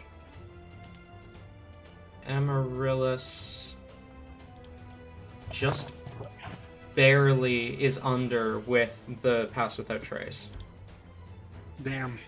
Um, Fireball, right? Yep. as Huntsmaster, her attention turns to you, and the Vila is going to dash in your direction. She does get within fireball range. Skidoosh. Go ahead and roll to skadoosh. And by that I mean roll damage. She got a 19 on her dex save. Oof. Unfortunately, that does succeed. How And shameful. Vila gets a 16. Normally, I'm all for rolling all that extra dice, but honestly, I don't want to dig through the thing right now. My eye hurts. So. Hey, what do you mean that's not recognizable? What the fuck is the matter with you? Get the fuck out of here! Does a 16 save, Rain? Nah. Come on, it's rain. Don't be silly. A 16 does not save? I think that's I'm gonna Wait, imagine. yes, it does. Okay. I think Roll the his dice. DC is like 12 or some shit. Yeah, exactly. What? Okay, guess I have I'm so to. fucking good at this. I can't roll the fucking dice, so I just started grabbing fucking.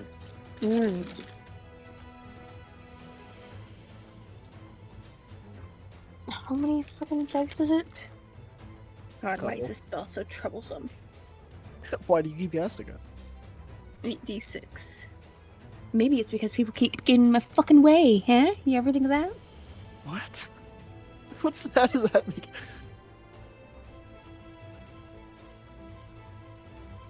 Alright. He's riding on the wyvern? Yes. Good to know.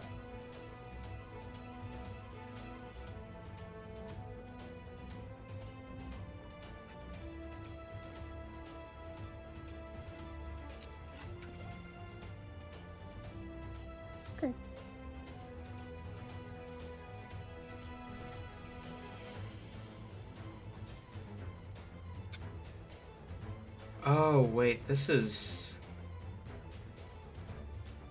Okay.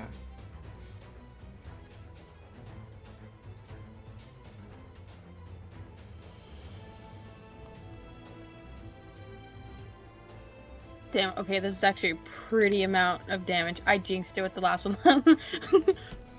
Whoops.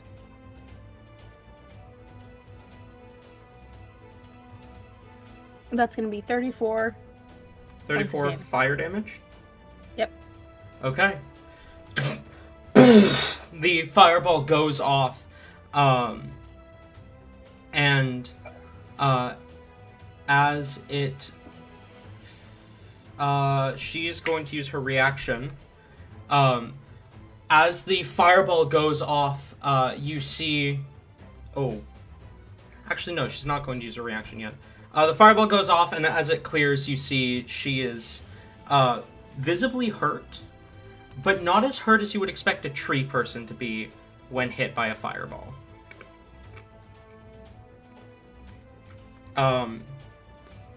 She is going to use her action to take 2 shots with her longbow at Amaryllis. Take the damage, Fern. Take the Try damage. and knock you guys out of the sky. First one hits. Second one, I believe, also hits. I don't know why I closed the stat sheet for the Quetzalcoatlus or whatever it's called. Quetzalcoatl?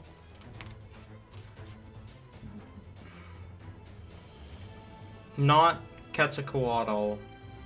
That's a dragon celestial thing.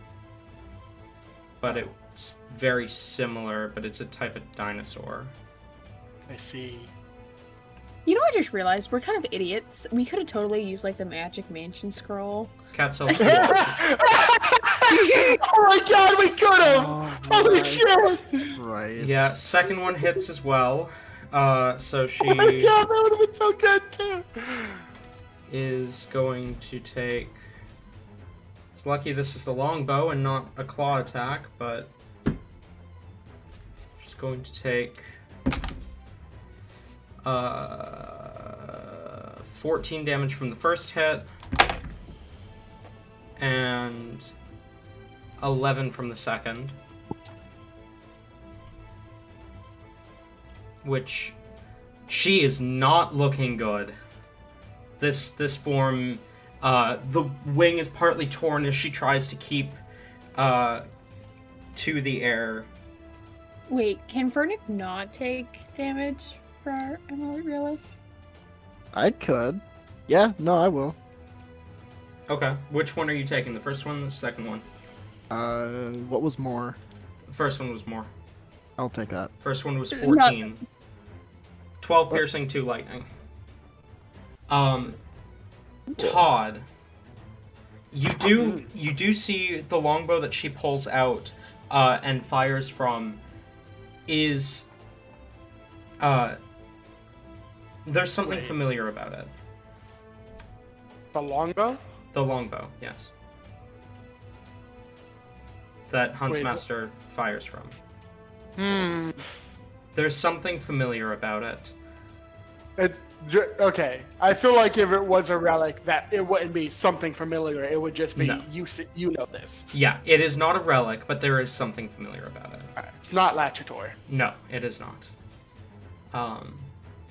But Or she does pull back an arrow and fire, and as it does, you see lightning kind of curling around the arrow.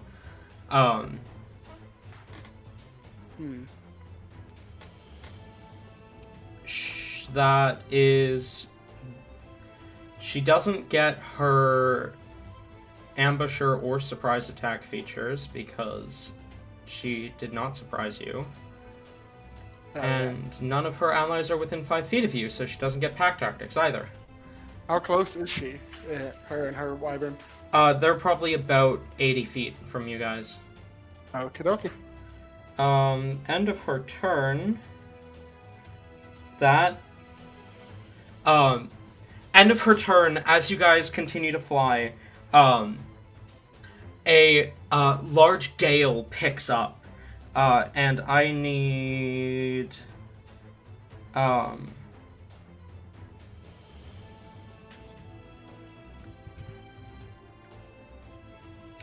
need you guys to make dexterity saving throws, all of you, including Huntsmaster, her wyvern, and Amaryllis. And we all get the silly things from silly pallies. Oh, right, yes. Amaryllis gets an additional plus 10 to this, so Amaryllis Sweet. definitely saves. Plus 9. Oh, I'm plus 9. not at 20 charisma. I always forget that. I just rolled a natural one. I love how you guys think I'm more capable Hold than on. I am. You got a natural 1. You're gonna fail this deck save. I'll have you know. I rolled a 34 from a natural 20. What the fuck? Why didn't they switch? What the fuck? It's an Rain. 18 for me. 18 saves. Rain, what is your total? What bonus do I get from friends? You get plus 9 from both Paladin auras. That's 10, 11. I get 12. 12 fails, you take 2 points of slashing damage as the gale picks up, and it almost seems to cut at you. Huntsmaster and her Drake both save. Oh, only 2. That was actually a lot less scary than I thought it would be. That brings us to Amaryllis, who... Oh, fuck. I didn't mean to roll that. Ignore that. Amaryllis is just going to use her action to dash. End of Amaryllis' turn, Huntsmaster is going to legendary action heal self. To regain 7 hit points. That brings us to Todd. All right. I look back towards the wyvern, and I say, Fernic, heal Amaryllis. Amaryllis, slow down for just a second and then pick up. And then I'm going to prepare my action to cast darkness on the wyvern as soon as it is in range. Oh shit! Okay. That's a good one. Back up to the top. Or first, Todd, D20.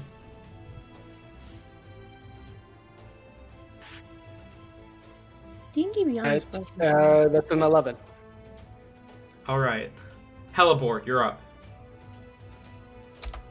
Righty. I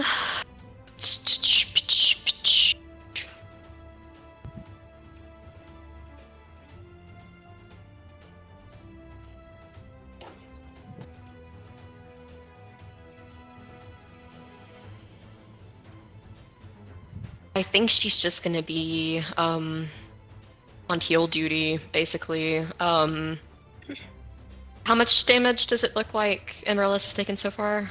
Just that one, because... Yeah, just 11, but she also, Aketo Kuatlas, is, they don't have a lot of hit points. Alright.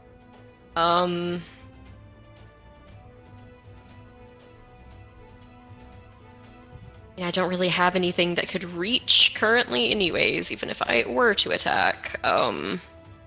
So I'm just going to do, for right now, I'll do a first level, Cure Wounds as Hellebore begins the, the licking ritual. Okay, go ahead and roll healing.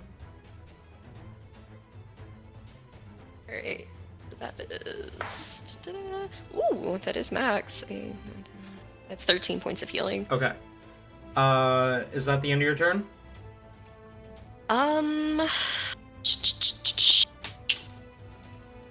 Yes. Give me a d20. Okay. 3.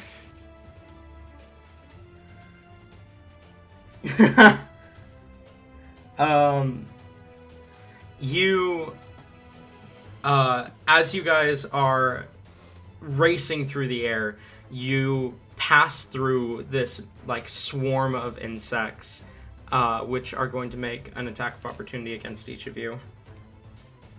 Gross. Against Fernek, that is a 5. Against Hellebore, that is a 6. Against Rain, that is a 6. Against Todd, that is cocked. That is a 16. Against Amaryllis, that is a 7. I do not believe Amazing. any of those hit. No. A. I mean, that 6 Can't- almost hits Rain. I was gonna say, can't be too sure with rain though, so better check. You pass through the swarm of insects unfazed. As that brings us to Fernek, you're up. Okay, so I'm gonna heal myself for 14, Okay. and then I'm gonna also cast Sanctuary on Amaryllis. Okay.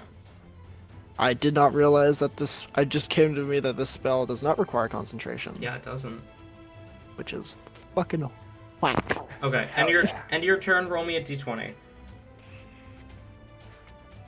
8. Ooh. Ooh? I don't like ooh.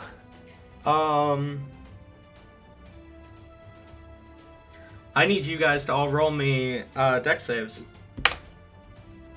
Amaryllis saves.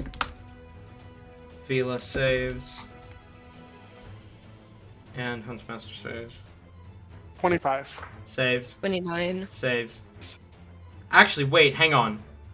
No, you guys physically cannot fail because of the +9. Mm-hmm.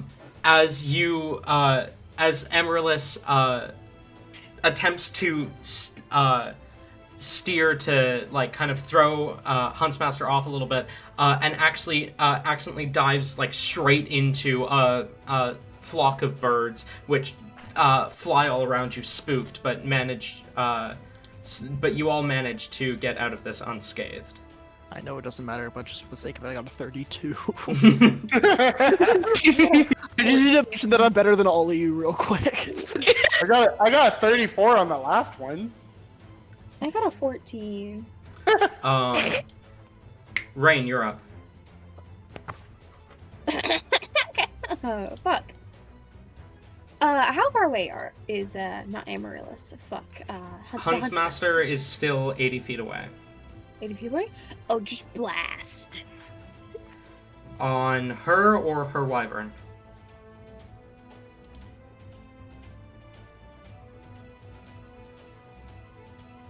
You can't That's a ask good Ayla point, complicated actually. questions like this. Hey, shush. The wyvern. On Can the you do wyvern. both? Okay. How many beams do you have? You do have 2 beams if you want to do one at both. I was gonna say, do both. Actually, you know what? Now that I think about it, let's fireball again. Oh, Fireball again? Okay. Yeah. I want to fireball again. I want to blow up her mount. 17 from Huntsmaster, 13 from Vila. Oh, poor Vila. Vila fails? Mm-hmm. Okay. Let me get to rolling. Because D&D Beyond's broken, so it's having maybe physical. Hee.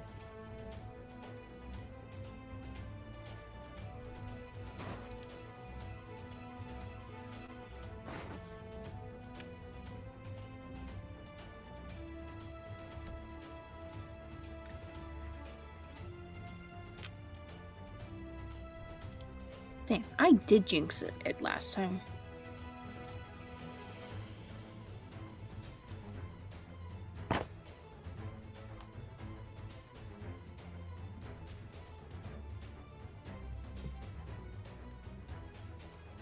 $29.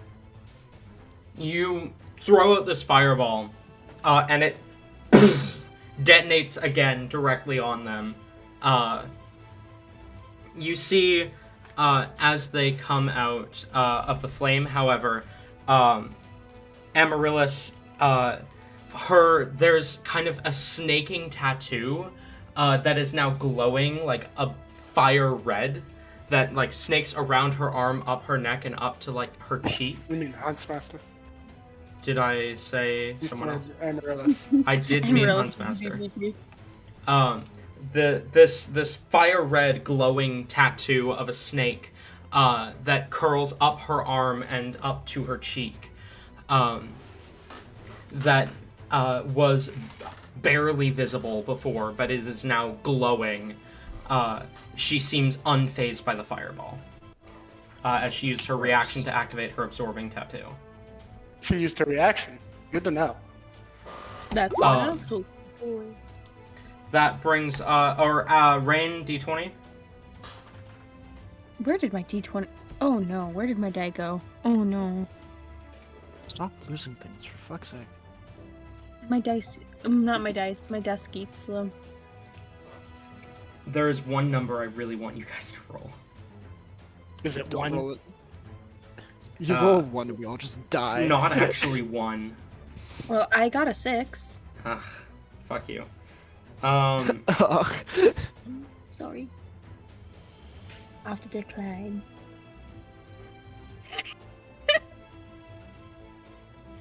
Oh, question. How late are we planning on going? I Not... assume just to the end of this. Yeah, just till the end of this, which shouldn't be too long. Depending on how late it does go, I will have to do it. Yeah. Amaryllis barely pulls away from a mountain peak that had been hidden by clouds. That brings us to Huntsmaster. As she needs to roll a wisdom save against Fernek's spell save DC. Which isn't great, but like... Does she get closer? I imagine she doesn't need to, but does she? First of all, spell save DC, is it higher than 13? Yes. She fails. So she's going to fire these attacks directly at Fernek. Fine. I forgot to actually put the heal on. Fernick, use your reaction to transfer them to Amaryllis. You're so right! That's 28 and 19. Oh, close is she, real quick? At this point, she does draw closer because Amaryllis was told to slow down. So she's probably about 40 feet away at this point. Sweet. As soon as she was Okay. 60 feet, I used darkness. Oh, you had my action ready. You did. Oh, right. Which means those attacks were actually at disadvantage. The first one's a 19. That's cocked. I wanted to describe darkness. Oh, yeah, go ahead. Yeah, it's just Todd stands up and points his hands towards the wyvern, and like shadowy vines extend out of him, and they kind of just jumble into a big ball of darkness on the wyvern. Oh! Cute. That is... Oh, never mind. I can't do that anyways. Never mind. So first one's a 19, second one's a 22. Both of them. Okay. That is 13 from the first one and 16 from the second. Gross. 29 total damage. And I said she was about 40 feet away, right? Mm-hmm. Now, I got a question. She might have true sight, but I doubt the wyvern does. Is this going to affect their ability to keep up with us? It is, which is why I'm thinking about what she's going to do about this. And I think she is either brave or stupid enough to do that. Oh boy.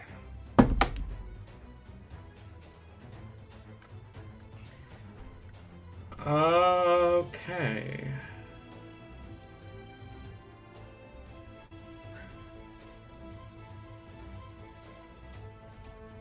Huntsmaster becomes practically invisible as the darkness encases her and Vila. Two arrows come flying out from the darkness, both impacting directly into Fernek. And then she comes flying out of the darkness. As she leaps from Vila. And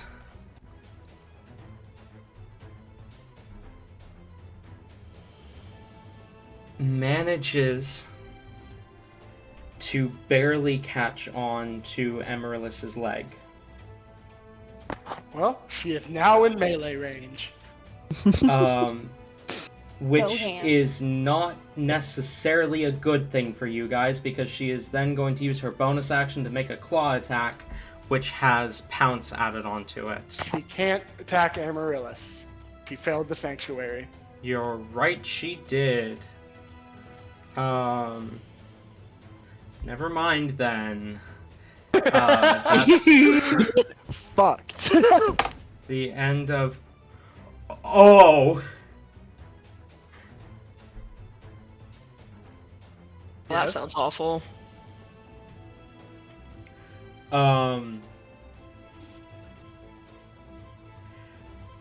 As Amaryllis kind of begins to lose her balance, as she suddenly has extra weight on her leg, where would you guys say you are paying attention at the moment? Probably her. Yeah, Yeah. her, I would Probably imagine. Huntsmaster.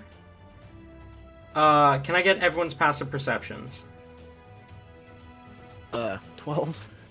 18. 11. 11. Hellebore. You notice it about 3 seconds before it hits you. Oh no. A large draconic creature coming in from the left. Oh fuck. Oh. Oh fuck. Another one? A different one? Yes, one that is much, much larger than Vila. And it looks angry. Huntsmaster Tame this fucking dragon. Just you wait. Huntsmaster opens her mouth to call out to Amaryllis. She barely gets the words "duck" out before the draconic creature impacts at full force. All of us. Or like, Okay, yeah. Hold on. I need you all to make strength saves to try and hold on to Amaryllis. Oh, I'm even better at strength saves. You guys are above the water at this point. Water still hurts. It does, but it's not as lethal. Okay, well, I said I am much better at strength saves. That was a 20. Do we get to add that +9? Mm-hmm. You. All saving throws. I rolled a natural 2 for a total of 20. Lovely. I got a 22. Wait, no, I am mistaken. My +5 is already added in, so it's just a +4 for me. So that means I rolled a 15, not a 22. Wait, hold on. Not a Is 20. this not added on already? No, Oh, fuck. yours Yours already. is- No. You add I was- +5. No, I know. I was looking at something completely different. Okay. My past couple of dex things should have been higher. I'm just realizing. By a couple points. It has nothing to do with what's happening right now.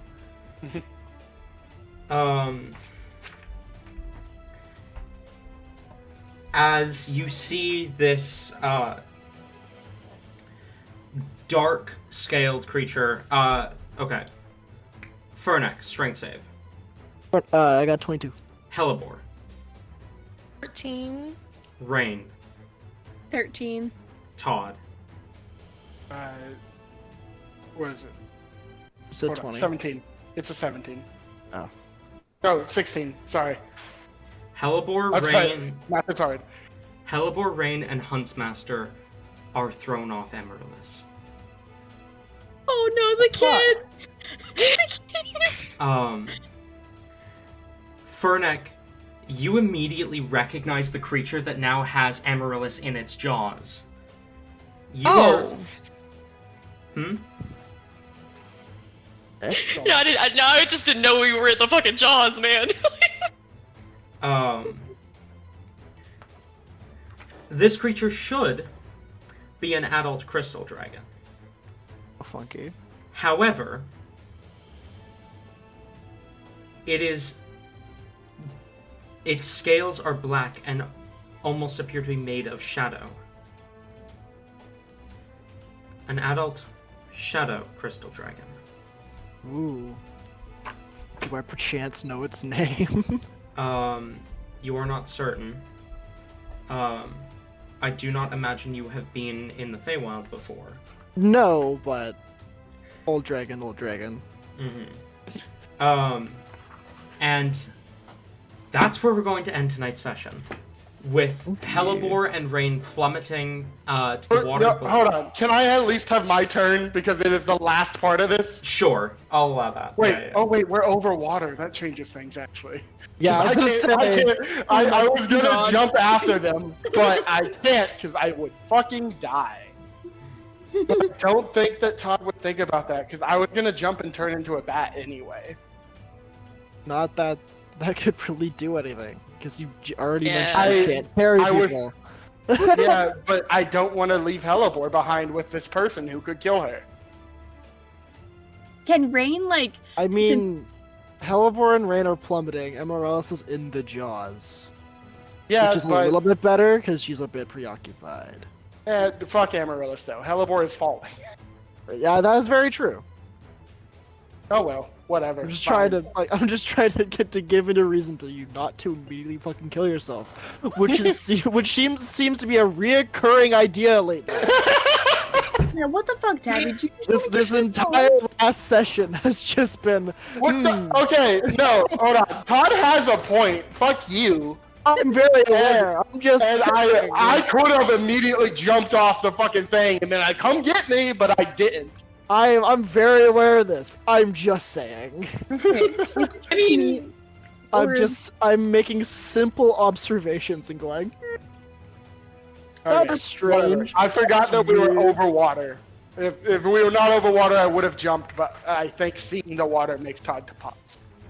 I mean, he can be a bat either way. Like, he's not gonna hit it. The sun What do has you mean? also Good. set, so That's true. you're safe to be a bat.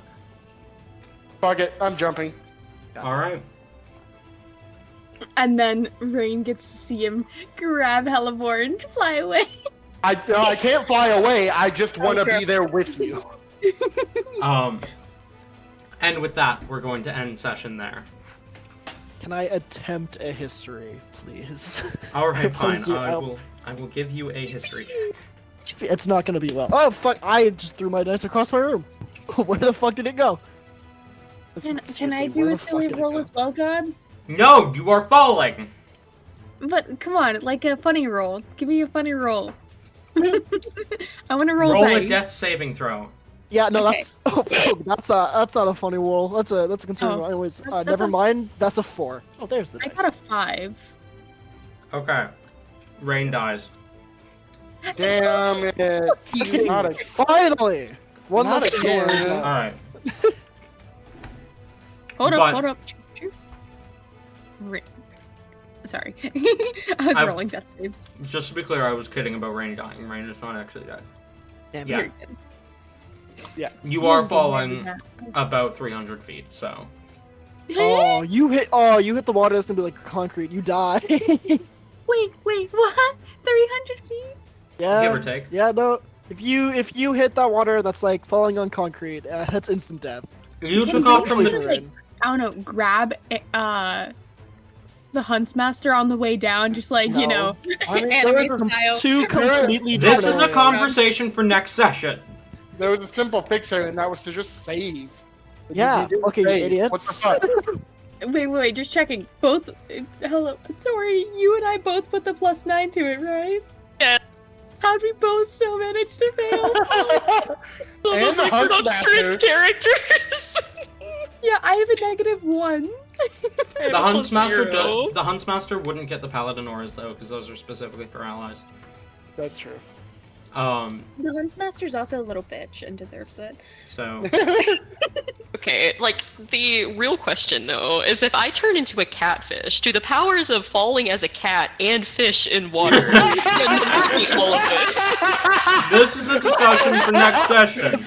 Pencil dive into the water as a catfish. Do I negate all damage? And And they breathe just like pull underwater. an anime move and, you know, grab a hold of the Huntsmaster, you know, have them hit the water first, that way it breaks the fall and, you know, walk out. I'm gonna quickly just set my game mode to creative, actually. Thank you. Hey, thank you for the session, DM. With that being said, thank you all for coming, and I'll see you all next week, both player and viewer. Goodbye.